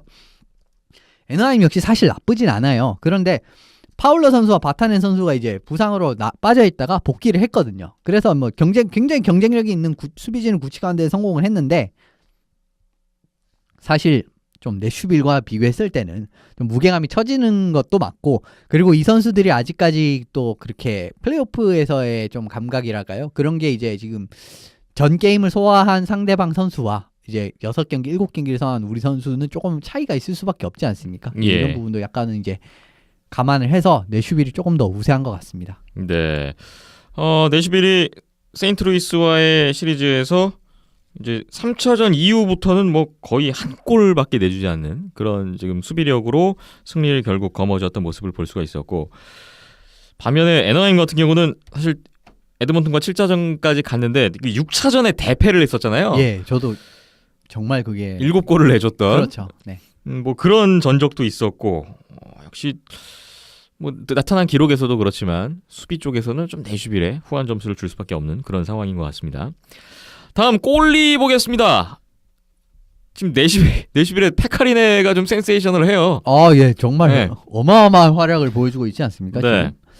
지금까지의 기록을 딱 종합을 했을 때 리네 선수가 이제 지금 NHL 1위에 올라 있는 기록이 그러니까 이 올 플레이오프에서 1위에 올라오는 기록이 세이브 성공률, 평균 실점, 셧아웃, 승리 요거 네 가지 이제 항목에서 1위입니다. 요 네 가지 근데 요 네 가지 정도면 다거든요. 다 그냥 다 1위예요. 최고의 모습을 보여주고 있고요. 정말 컵에 대한 열망을 너무 잘 보여주고 있고 이게 잘 결과로 나타나고 있는 것 같습니다. 예. 물론 뭐 수비진 탑4의 역할 뭐 수비진의 역할도 이 부분에 어느 정도 영향을 미치겠지만 결국 마지막에 막는 선수는 골리거든요. 그런 생각 하시면은 또 리네 선수가 좋은 모습을 보여주고 있는 건 맞고요. 깁슨 선수 같은 경우에도 예 정말 좋은 활약을 이번 플레이오프에서 보여주고 있고 많은 좋은 모습을 보여줬는데 무너진 경기도 한 경기가 있었고 이런 부분을 좀 생각을 해보면은 예 아무래도 이번 플레이오프에서의 페카리네를 이길 만한 골리는 좀 없는 것 같습니다. 그래서 내슈빌이 이 부분에서도 좀 우위를 가져가지 않나라고 생각을 합니다. 앤더슨도 못 이길까요? 예. 이번 알겠습니다. 아니 이 왜 그렇게 제가 단언을 할 수 있느냐면 네. 세이브 성공률 95%가 넘습니다. 그것도 상대가 시카고 세인트루이스를 상대로요. 그거는 정말 너무 대단한 기록이기 때문에 예, 이거는 올 시즌 최고의 골이 정말 리네가 되지 않나라고 생각할 수 있을 것 같습니다. 존 깁슨과 페카리네 골리 대결에서도 내시빌의 우세가 보입니다. 애너하임과 내시빌 양 팀에게 있어서 변수는 뭐가 있을지에 대한 얘기를 나눠야 되는데요. 애너하임 쪽에는 뭐가 있을까요? 애너하임은 앙투안 베르메트 선수 체킹라 3라인 센터를 저는 변수로 뽑았습니다. 네. NHL 최고의 페이스오프맨이죠. 그리고 굉장히 이상적인 체킹라인 센터 누구냐라고 하면 또 베르메트 선수가 정말 1번으로 언급될 수 있을 정도로 좋은 모습을 보여주는 센터인데 3라인 센터 싸움에서 우위를 정하는 그림이 나온다? 이러면 애너하임이 좀 이상적으로 시리즈를 끌고 갈 확률이 있습니다. 예. 그리고 이 선수가 지난 시카고 템파베이 잡고 우승했을 때 그 누구도 예상하지 못했지만 스탠리 컵 파이널에서 막 결승골 넣고 막 굉장히 존재감 있는 활약을 보였거든요. 그래서 중요한 장면에 그러니까 큰 경기에서 활약을 할 수 있다는 것을 그때 보여줬어요. 근데 지금 컨퍼런스 파이널 정도 되면 정말 큰 경기지 않습니까? 예. 여기서 이제 베르메트 선수가 이런 모습을 보여주게 된다면은 애나임 입장에서는 정말 큰 도움이 될 것 같네요. 일단은 앙투안 베르메트 선수 애너하임 쪽에서 키플레이어로 봤고요. 내시빌 쪽에서는 뭐가 있을까요? 제임스 닐 선수를 뽑았습니다. 저 이거 지금 사실 1차전 결과가 나왔는데 이거 쓸 때는 1차전 결과가 나오기 전입니다. 아 지금 저희 녹음하고 있는 동안에 네네 방금 끝났어요. 방금 지금 1차전이 끝났어요? 그런데 제임스 닐 선수가 결승골을 넣었습니다.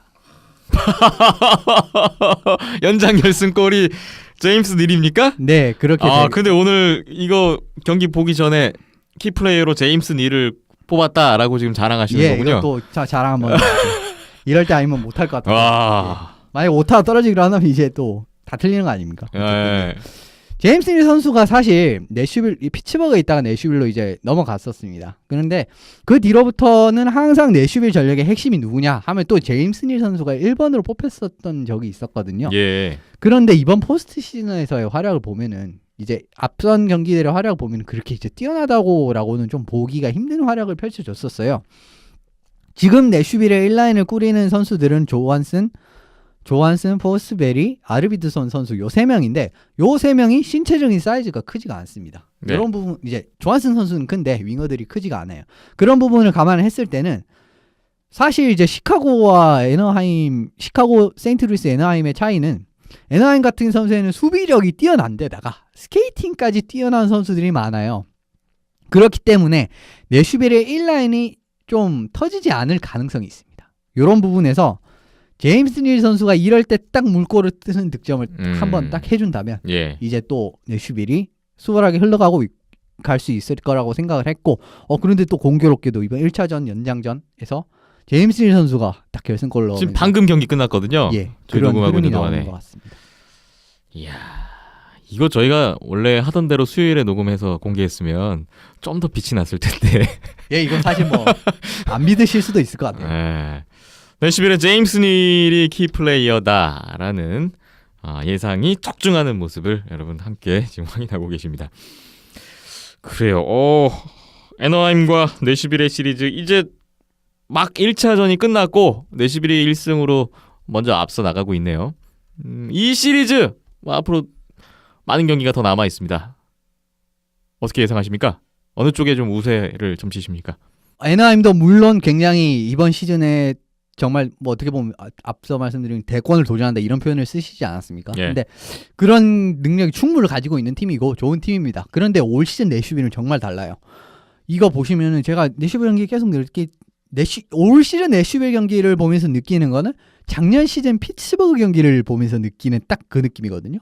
공격에 뭐 라인의 짜임새라든지 로테이션 수비라든지 그 다음에 순간적으로 공격을 나가는 것이라든지 그리고 공격 한 번 한 번의 날카로움이라든지 이런 부분이 와 정말 날이 엄청나게 살아 있습니다. 예. 그리고 리네 선수가 뭐 플레이오프 때 그렇게 잘 해주지 못했던 리네 선수까지 이렇게 완벽한 모습을 보여주고 있는 시즌이거든요. 사실 보면 어떻게 보면은 내슈빌도 점점 이제 스탠리컵의 그런 기회가 조금씩 닫혀가고 있는 팀이라고도 할 수가 있어요. 그런 부분에서 올해 내슈빌이 정말 큰 일을 낼 수 있을 것 같고 첫 경기도 뭐 정말 애나하임을 어떻게 보면은 압도하는 모습을 보이면서 잡아냈거든요. 뭐 점수는 그렇게 한 점 차이였지만 예. 그래도 뭐 슈팅수 이런 데서 보면 정말 압도하는 모습을 보이면서 잡아냈습니다. 이런 걸 보면은 내슈빌이 조금 더 우위에 있는 것 같고요. 그리고 아까 앞서 말씀드린 전력 부분에서도 내슈빌이 조금 더 우위에 있는 거라고 생각을 했기 때문에 저는 여기도 내슈빌이 4대2로 서부를 제압하고 스탠리컵 파이널로까지 올라갈 것 같습니다. 내슈빌이 좀 더 우세하다라는 예상을 주셨습니다.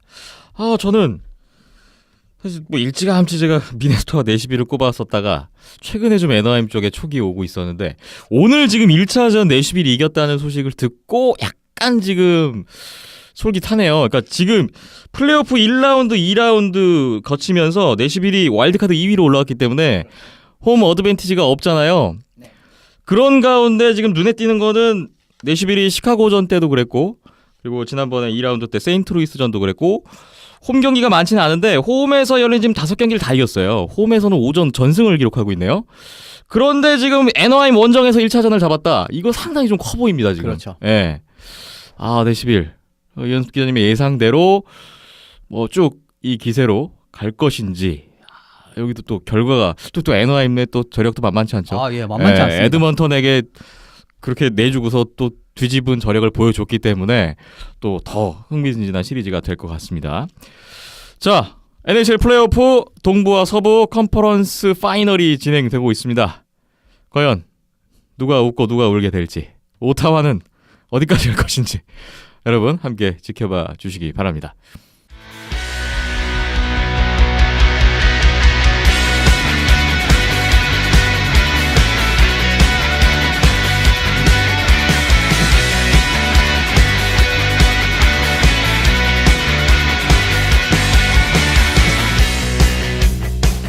비하인드넷 오늘의 마지막 이슈 이야기해보겠습니다. 2017 IIHF 아이스하키 월드 챔피언십이 개막했습니다. 올해는 독일의 쾰른과 프랑스 파리에서 공동 개최로 진행이 되고 있는데요. 현지 시각으로 5월 5일에 조별리그를 시작으로 대회 개막이 됐습니다. 지난주에 저희가 이현숙 기자님과 함께 프리뷰를 해드렸었죠. 총 16개 국가 참가를 하고 있고요. 세계 최강 중에 최강들만 모여 있습니다. A조와 B조로 8개 팀씩 나누어져 있고 풀리그로 조별리그 진행이 되고 있습니다. 다시 한번 말씀드리면 1위부터 4위까지 각조 1위부터 4위까지는 8강 토너먼트에 진출을 하고요. 각조 최하위는 디비전 1 그룹 A로 강등이 된다는 점. 네. 강등권 싸움도 아주 시원할 것 같습니다. 지금 오늘 5월 13일인데요. 저희 한국 시간으로 현재 조별리그 절반 이상이 지나갔군요. 각 팀별로 7경기씩 해야 되는데 4경기에서 5경기씩 지금 진행이 된 상황입니다. 예, 이제 반환점을 딱 돌았다고 말씀드릴 수 네. 있습니다. 많은 분들이 또 관심 가지고 보고 계실 것 같은데요. 첫날부터 막 이변이 나오고 굉장했죠. 네, 의외의 지금 결과들도 나오고 또 우리로서는 또 올림픽에서 만나야 될 팀들도 경기가 걸려 있고 하다 보니까 또 여러 가지가 눈에 띄네요. 오늘 지금까지 조별리그 절반을 지난 시점에서 좀 눈에 띄는 것들 어떤 이슈들이 있는지 좀 살펴보고 가볼까 합니다. 저는 이 이슈부터 좀 이현숙 기자님께 던져드리고 싶은데 지금 아르테미 파나린 선수가 전체 포인트 랭킹 1위를 달리고 있어요? 예. 4경기에서 3골 7개 어시스트 네. 10포인트 4경기에서 10포인트입니다. 막을 자가 없고요. 일찌감치 예전부터 우리 파나린이라고 이현수 PD님이 그렇습니다. 아끼는 선수입니다, 여러분. 아, 예. 예. 좀 파나린 선수 역시나 뭐 이 국제 무대에서 사실 NHL보다 어떻게 보면은 NHL 팀들보다 뭐 그 경쟁이 그게 낮을 수밖에 없지 않습니까? 그런 부분에서는 사실 파나린 같은 선수를 막을 팀이 거의 없고요. 그래서 뭐 그게 딱 그대로 딱 나오고 있는 것 같습니다. 그리고 시카고가 탈락되면서 빨리 들어간 게 많이 이런 도움이 결과가 됐네요. 맞아요. 그게 이제 시카고가 좀 조기 탈락을 하면서 파나린 선수도 좀 일찍 팀에 합류했습니다. 이제 그 제가 알기로는 챔피언 시작 전부터 합류를 해가지고 훈련을 했던 것 같은데 그게 좀 많이 도움이 됐던 것 같고 예. 그리고 또 한 명 더 말씀드리고 싶은 선수가 있어요. 바딤 시파치오프 선수. 이 선수인데 이 선수도 러시아 선수입니다. 그런데 이 선수가 예전에도 제가 예전부터 굉장히 가끔씩 언급을 드렸던 선수예요. 뭐 러시안 크로스비 하고 하면서까지 예. 언급을 드렸던 선수인데 이 선수가 이제 내년부터 시즌에 참가하는 베이거스 골든 나이츠 신생 팀이죠. 그렇죠. 예, 2번째 선수가 됐습니다. 확정이 됐군요. 네, 2년 계약을 한 걸로 알고 있고 제 생각에는 당연히 1, 2라인 센터로는 좀 어렵지 않나. 3라인 센터 정도로 이제 계속 보강이 이루어질 거니까요. 예. 그런 식으로 가지 않을까 싶은데 이 선수도 지금 4경기에서 포인트가 7개입니다. 뭐 좋은 모습을 보여주고 있고 러시아의 공격을 이끌고 또 있는데 예, 이 선수도 좀 주목해서 보시면 내년 이제 골든 나이츠의 87번이 될 확률이 굉장히 유력한데 그 선수가 어느 정도의 위력을 보이는지 좀 보시면 좋을 것 같네요. 그렇군요. 자, 본격적인 이슈 분석에 들어가기 앞서서 지금까지 순위를 보고 얘기를 나눠야 될 것 같아요. 한국 시각 5월 13일 기준 현재 각조 순위입니다. A조 보니까 러시아가 제일 위에 있고요. 2위가 스웨덴, 3위 미국, 4위 라트비아, 5위 독일, 6위 덴마크, 7위 슬로바키아, 8위 이탈리아 이렇게 있습니다.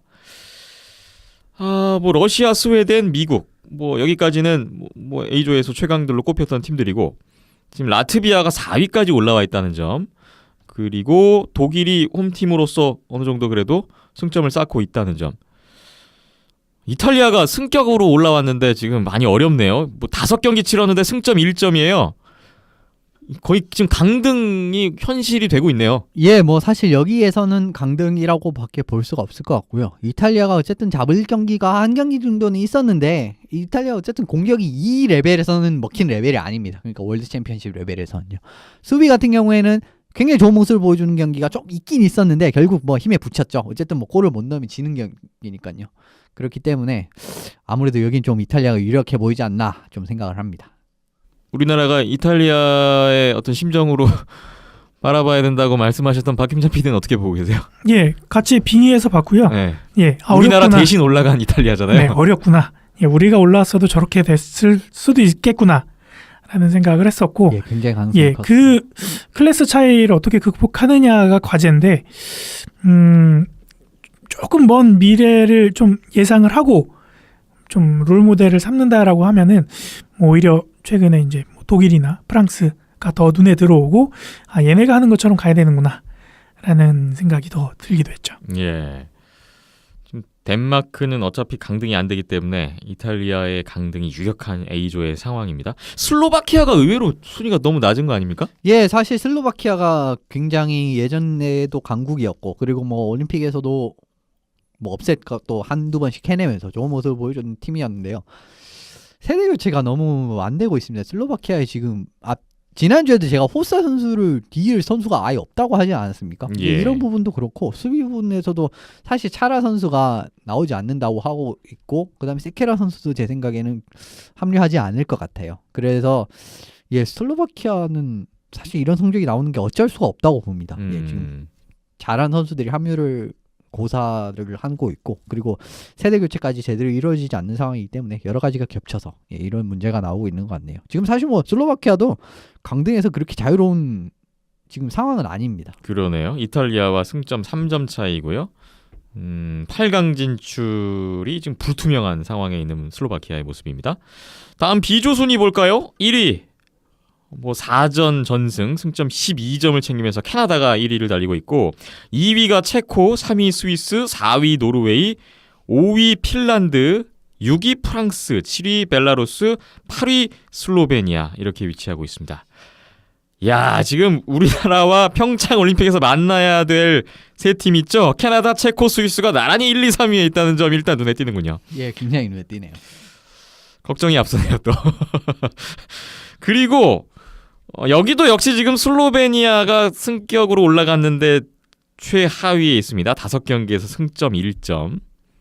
벨라루스와 같이 지금 승점 1점. 이 두 팀 중에 한 팀이 강등이 되겠네요 지금. 예, 이 두 팀이 중에 한 팀이 굉장히 유력한 상황이고 지금 상황도 똑같아요. 1연장패 4패, 1연장패 4패로 완전 똑같기 지금 때문에 이 두 팀의 맞대결이 남아 있나요? 예, 오늘 이 두 팀이 한국 시각으로 5월 13일 오늘 그렇습니다. 오늘 밤에 오늘 경기로 이 두 팀이 딱 슬로베니아, 벨라루스 맞붙습니다. 이 경기의 승패로 강등이 결정될 수가 있겠군요. 그렇죠. 사실상 어. 이게 굉장히 큰 변수가 될 것 같네요. 슬로베니아가 과연 살아남을 것인가? 또 주목되는 경기가 될 것 같네요. 사실 원회에서 올라온 팀들은 잔류만 해도 성공이거든요. 원회에서 딱 그 해 올라온 팀들은. 예. 근데 이제 그걸 이제 슬로베니아가 해낼 수 있을지가 궁금하고 그리고 또 캐나다 해가지고 또 좀 재밌는 소식이 있는데 콜로라도 선수들이 계속 사고를 치고 있습니다. 그러니까 사고요? 나쁜 사고도 하나 있고 저 어떻게 보면 좀 별 문제 안 되는데 그런 것도 있는데 지금 네이선 맥키넌 선수가 득점 랭킹 3위에 올라오면서 굉장히 좋은 모습을 보여주고 있거든요. 예. 8포인트를 올리면서 지금 3위에 올라오고 있는데 이 선수가 경기 끝나고 인터뷰를 했는데 뭐 좋은 팀에서 뛰니까요. 뭐 이런 식으로 답변을 했어요. 왜 이렇게 잘하냐 물었는데 예. 좋은 팀에서 뛰면 뭐 이렇게 할 수 있다 이런 식으로 해서 결국 자기 소속팀을 좀 까는 돌려까는 좀 이런 느낌이 돼가지고 콜로라도 집에 못 팬들 가는 거 입장에서는 약간 열받는. 그렇죠. 좀 그런 장면이 있었고요. 재밌는 장면이 있었고 김정민 팀장님 어떻게 생각하시는지 갑자기 물어보고 싶네요. 또 콜로라도 팬이시죠? 김정민 그 극변 대한 하시는 거 아이스하키협회 홍보 팀장님. 네. 그 다음에 또 하나 있는 건 또 콜로라도 선수인데 타이슨 베리 선수가 굉장히 또 좋은 수비수입니다. 근데 예. 이번에 캐나다 대표팀으로 뽑혔거든요.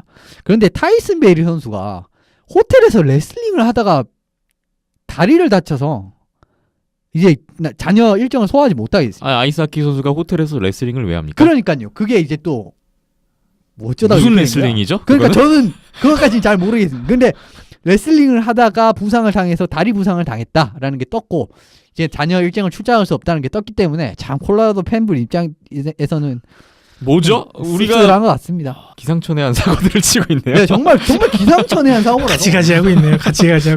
그래서 팀도 그렇고. 그래서 이 선수의 공백을 크리스 리라는 선수가 있습니다. 근데 이 선수가 지금 사실 북미에서 뛰고 있지도 않고 북미 그걸 노리고 있는데 이 선수가 굉장히 좋은 모습을 보여주고 있어요. 어떻게 보면은 그러니까 지금 감독이 존 쿠퍼 감독이에요. 캐나다 감독이 존 쿠퍼 감독인데 이 감독이 템파베이 라이트닝 감독 아닙니까? 근데 이 감독이 크리스 리 선수를 꽤 마음에 들어 하는 것 같습니다. 그래가지고 이 레슬링 때문에 또 한 명이 미국에서 이제 잡을 찾게 되지 않을까. NHL 계약을 하게 된다면 또 이것도 재밌는 이야기가 될 것 같아요. 지금 블라식 선수가 거의 지금 NHL에서 저는 가장 뛰어난 수비형 수비수라고 보거든요. 근데 최근 경기에서 봤을 때는 블라식 선수 다음으로 아이스 타임을 많이 가져간 선수가 크리스 리 선수입니다. 그러니까 얼마나 이 코치진이 마음에 들어 하는지를 알 수가 있을 것 같고 네. 지금 코치진으로 들어간 감독이 제가 기억하기로도 NHL 감독이 한 2명 정도에 3명 정도 들어가고 있는데 뭐 어쩌면 또 NHL 입성이 가능하겠네요. 좋은 계약이 있지 않을까라는 생각도 하게 되네요. 캐나다가 이래저래 이슈를 몰고 다니고 있습니다. 각종 순위를 먼저 봤고요. 이제 본격적인 이슈로 이제 들어가네요. 일단은 이현숙 기자님이 꼽아주신 게 기대 이상으로 의외로 선전하고 있는 팀을 꼽아주셨어요. 첫 번째 팀이 라트비아입니다. 라트비아가 지금 A조 4위에 위치하고 있어요. 승점 9점. 뭐 러시아가 선두인데 2점 차이밖에 나지 않고 있네요. 예, 4승 4경기 중에 3승을 올렸죠. 라트비아가. 정말 좋은 모습을 보여주고 있는데 지금 라트비아의 사령탑이 누구냐라고 하면은 몇 년 전까지 캘거리 감독했던 밥 하트리시가 앉아 있습니다. 예. 라트비아가 이런 식으로 좀 NHL 감독들을 많이 안 쳐요. 그래서 예전에도 이제 버펄로의 감독이었던 테드 놀런 씨가 라트비아의 감독을 한 적도 있었고요. 그 다음에 지금 뭐 바로 이제 성적이 나오고 있지 않습니까? 첫 3경기에서 3승을 거뒀거든요. 물론 뭐 세 팀이 강팀권은 아니었습니다. 네. 3승을 거둔 팀이. 그래도 3경기 모두 정규 시간에서 승리를 거뒀다는 점 하나. 그리고 1패를 했던 스웨덴과의 경기에서도 2대 0으로 밖에 안 졌어요. 굉장히 네. 좋은 모습이었다고 할 수 있거든요. 정말 흐름 자체가 나쁘지 않습니다. 그런데 지금부터 사실 미국, 러시아 경기가 남아 있거든요. 그래서 이 부분을 좀 지켜봐야 8강의 윤곽이 확실하게 드러날 것 같은데 지금까지의 모습은 사실 라트비아는 뭐 그 누구도 생각지 못한 그런 결과를 내고 있는 것 같습니다. 지금 상황으로 봤을 때는 4위 안에는 충분히 들어갈 수 있는 그림이 나오고 있어요. 그렇죠. 네. 네. 라트비아가 선전을 하고 있다라는 점을 꼽아주셨고, 그리고 개최국이죠. 독일과 프랑스. 개최국의 그 홈 어드밴티지를 받는 것인지 지금 독일과 프랑스도 기대 이상인데요. 예, 정말 만만치 않은 활약 보여주고 있죠. 독일 같은 경우 뭐 A조니까 독일부터 먼저 말씀드리면은 첫 경기에서 미국을 2대1로 잡았습니다. 첫날 가장 큰 어찌 보면 이변이었어요. 그렇죠. 정말 굉장한 이변이었고요. 그 토마스 그레이스 선수 지금 사실 뉴욕 아일랜더스의 넘버원 골리라고 할 수 있는데 이 선수가 그냥 뭐 다 막아내면서 또 이제 팀을 승리로 이끌어내는 장면이 나왔습니다. 근데 이후에 지금 뭐 스웨덴, 러시아한테는 지긴 했어요. 근데 뭐 이거 두 팀한테 지는 건 사실 그렇게 부끄러운 일도 아니고 어떻게 보면 당연한 일입니다. 예. 근데 또 지난 경기에서는 또 슬로바키아를 지금 잡아냈고 또 뭐 덴마크한테는 석패를 하기는 했는데 그래도 지금 뭐 어쨌든 간에 나쁘지 않은 모습을 보여주고 있습니다. 지금 6점이지 않습니까? 예. 한 경기밖에 차이 안 나고 어쨌든 8강까지도 좀 두드려 볼 수 있을 만한 상황이 나오긴 했어요. 좀 덴마크에게 진 건 아쉽긴 하네요. 그래도 이탈리아, 라트비아가 지금 2경기가 남아 있거든요. 예. 요 2경기에서 만약에 이탈리아는 사실상 잡을 수 있다고 보고 이제 라트비아의 상대 딱 이 경기. 라트비아와 독일의 대결이 4, 5위 싸움 8강에 가냐 못 가냐 약간 이게 걸려 있을 수 있겠네요. 네, 그럴 가능성이 정말 클 것 같습니다. 네. 지금 독일은 굉장히 잘하고 있어요. 독일이 일단 좋고요. 근데 저는 독일보다 프랑스의 선전이 더 놀라워요.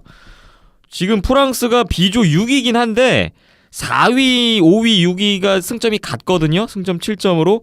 그런데 좀 더 놀라운 건 프랑스가 승점을 쌓아갔던 과정을 보면 이게 꽤 강팀들을 상대로 다 승점을 쌓았어요. 예, 정말 프랑스가 이거 앞으로 정말 자기네들 개최를 너무 하고 싶을 정도로 잘해주고 있어요.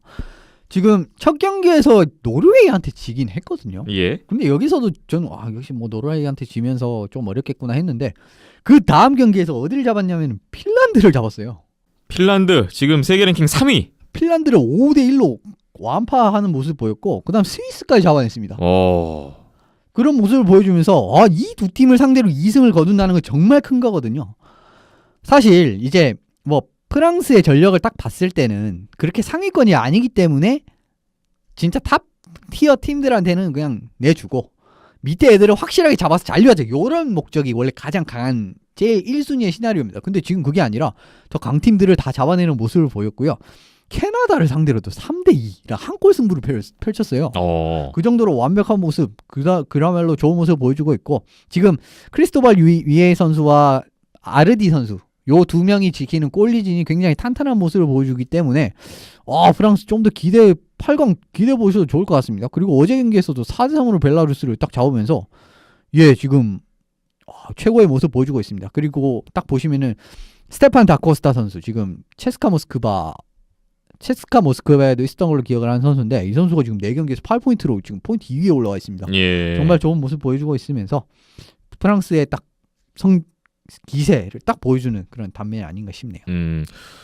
프랑스가 당초 예상은 강등권에 있을 것으로 좀 불안한 그런 예상이 있었는데 지금의 결과는 강등권에서도 완전히 벗어난 모습이고 그렇죠. 2경기 남았는데 또 남은 2경기에 슬로베니아전이 있네요. 네. 최하위에 있는. 그렇기 때문에 지금 남은 결과에 따라서 8강에 갈 수도 있는 그렇죠. 네, 그런 가능성이 지금 양상이에요. 프랑스가 홈에서 이렇게 스위스도 잡고 캐나다한테도 한 골 차로 석패하고 이런 걸 보면서 저는 갑자기 프랑스의 빙의를 하고 싶은 우리나라가 평창에서 좀 프랑스가 어떻게 하는지를 잘 보면 참고가 될 수도 있지 않을까? 이런 생각이 문득 듭니다. 근데 사실 인프라를 생각하면 가장 크게 참고해야 될 국가는 슬로베니아라고 저는 생각을 합니다. 네. 예. 어떤 부분에서? 슬로베니아도 굉장히 그럴까요? 그렇게 인프라가 뛰어난 팀이 아니거든요. 예. 그렇게 이제 그 국가가 아니거든요. 뭐 링크장의 숫자라든지 하키인의 숫자라든지 보면은 사실 뭐 그렇게 많지도 않습니다. 그런데도 지금 KHL에도 굉장히 명망 있는 선수들이 계속 나오고 있고, 그리고 NHL에도 슈퍼스타 안제 코피타르 선수 있지 않습니까? 이런 거 보시면은 좀 더 슬로베니아의 좀 이런 육성 정책이라든지 이런 부분을 조금 따라가는 것도 나쁘지는 않을 것 같아요. 그렇군요. 자, 기대 이상으로 의외의 선전을 보이는 팀 먼저 라트비아, 독일, 프랑스 정도 꼽아봤고요. 이제 반대로 기대 이하인 팀이 있어요. 아, 이 팀이 또 이러네요. 핀란드가 좀 부진한데 지금 핀란드가 B조 5위, 프랑스와 승점이 같아요. 노르웨이랑 승점이 같이 있습니다. 핀란드에게 도대체 최근에 무슨 일이 일어나고 있는 걸까요? 예, 작년에 사실 모든 연령대에서 거의 뭐 완벽한 모습을 보여준 핀란드 하키가 이번 월드 챔피언십에서 이렇게 망가질 줄 저는 생각도 못했습니다. 벨라루스와의 경기를 굉장히 힘겹게 잡았어요. 그 최약체라고 여겨진, 어떻게 보면 최약체 지금 그룹에 있는 팀인데 이 팀을 굉장히 힘겹게 잡았는데 두 번째 경기 프랑스에게 지고, 그 다음 세 번째 경기 체코전은 3대0으로 이기고 있다가 역전패를 했거든요. 예. 지금 이런 모습은 최악이에요. 그 말로.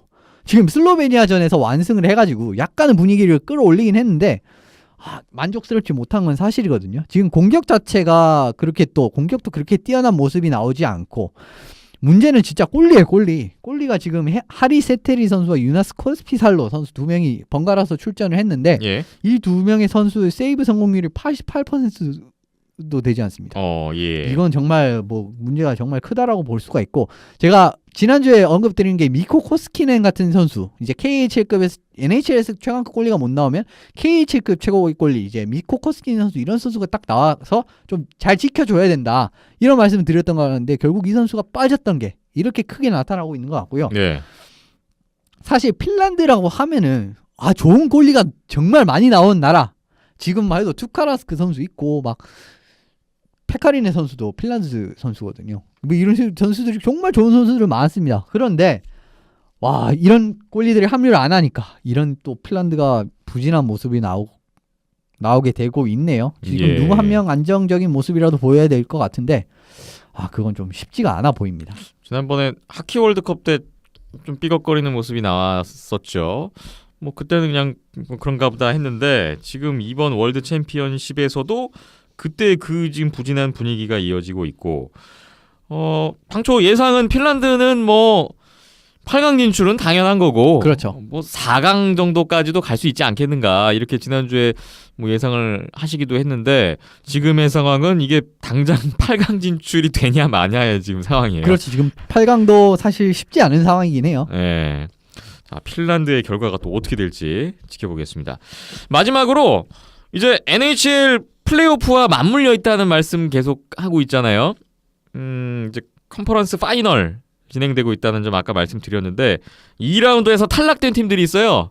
그 팀들의 선수들이 국가대표팀에 합류를 하게 됩니다. 이 선수들의 합류가 또 큰 변수가 될 것 같아요. 예, 지금 뭐 합류를 천명한 선수들이 있죠. 그래서 지금 다 합류를 거의 하고 있는 걸로 알고 있고, 지금 보시면은 제일 먼저 탈락한 세인트루이스부터 보시면 콜튼 파레이커 선수 있지 않습니까? 네. 바로 이제 팀 캐나다 팀으로 합류를 해서 시작을 했다고 합니다. 그리고 뉴욕 레인저스 같은 경우에는 정말 올 시즌 좋은 모습 보여줬던 브레이디 셰이 선수와 공격수 케빈 헤이즈 선수가 미국 팀에 합류를 했고, 그리고 스웨덴 입장에서는 정말 천구만마가 오셨는데 헨릭 룬드크비스트 선수가 스웨덴에 합류합니다. 이번에 스웨덴 주장 오타와 덕분에 그렇죠.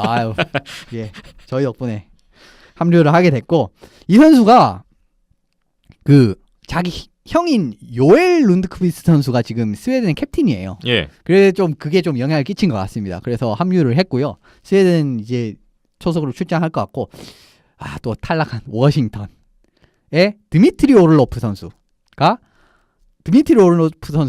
예브게니 쿠즈네초프 선수가 러시아 팀에 합류를 하게 됐습니다. 그래서 예. 또 러시아도 굉장히 좋은 모습을 보일 수 있을 것 같고, 오베치킨이 빠졌네요. 예, 오베치킨 선수는 빠졌습니다. 오베치킨 선수는 플레이오프 때 부상을 당했고, 제가 듣기로는 그걸로 지금 굉장히 좋은 막 진통제까지 맞고 일정을 소화했다고 해요. 경기 일정을. 그래서 오베치킨 선수는 하반신 부상으로 인해서 이번에는 정말 매번 오베치킨 선수는 탈락하자마자 바로 짐 싸들고 러시아 조국을 위해서 싸웠는데 올 시즌 그게 불가능하게 됐습니다.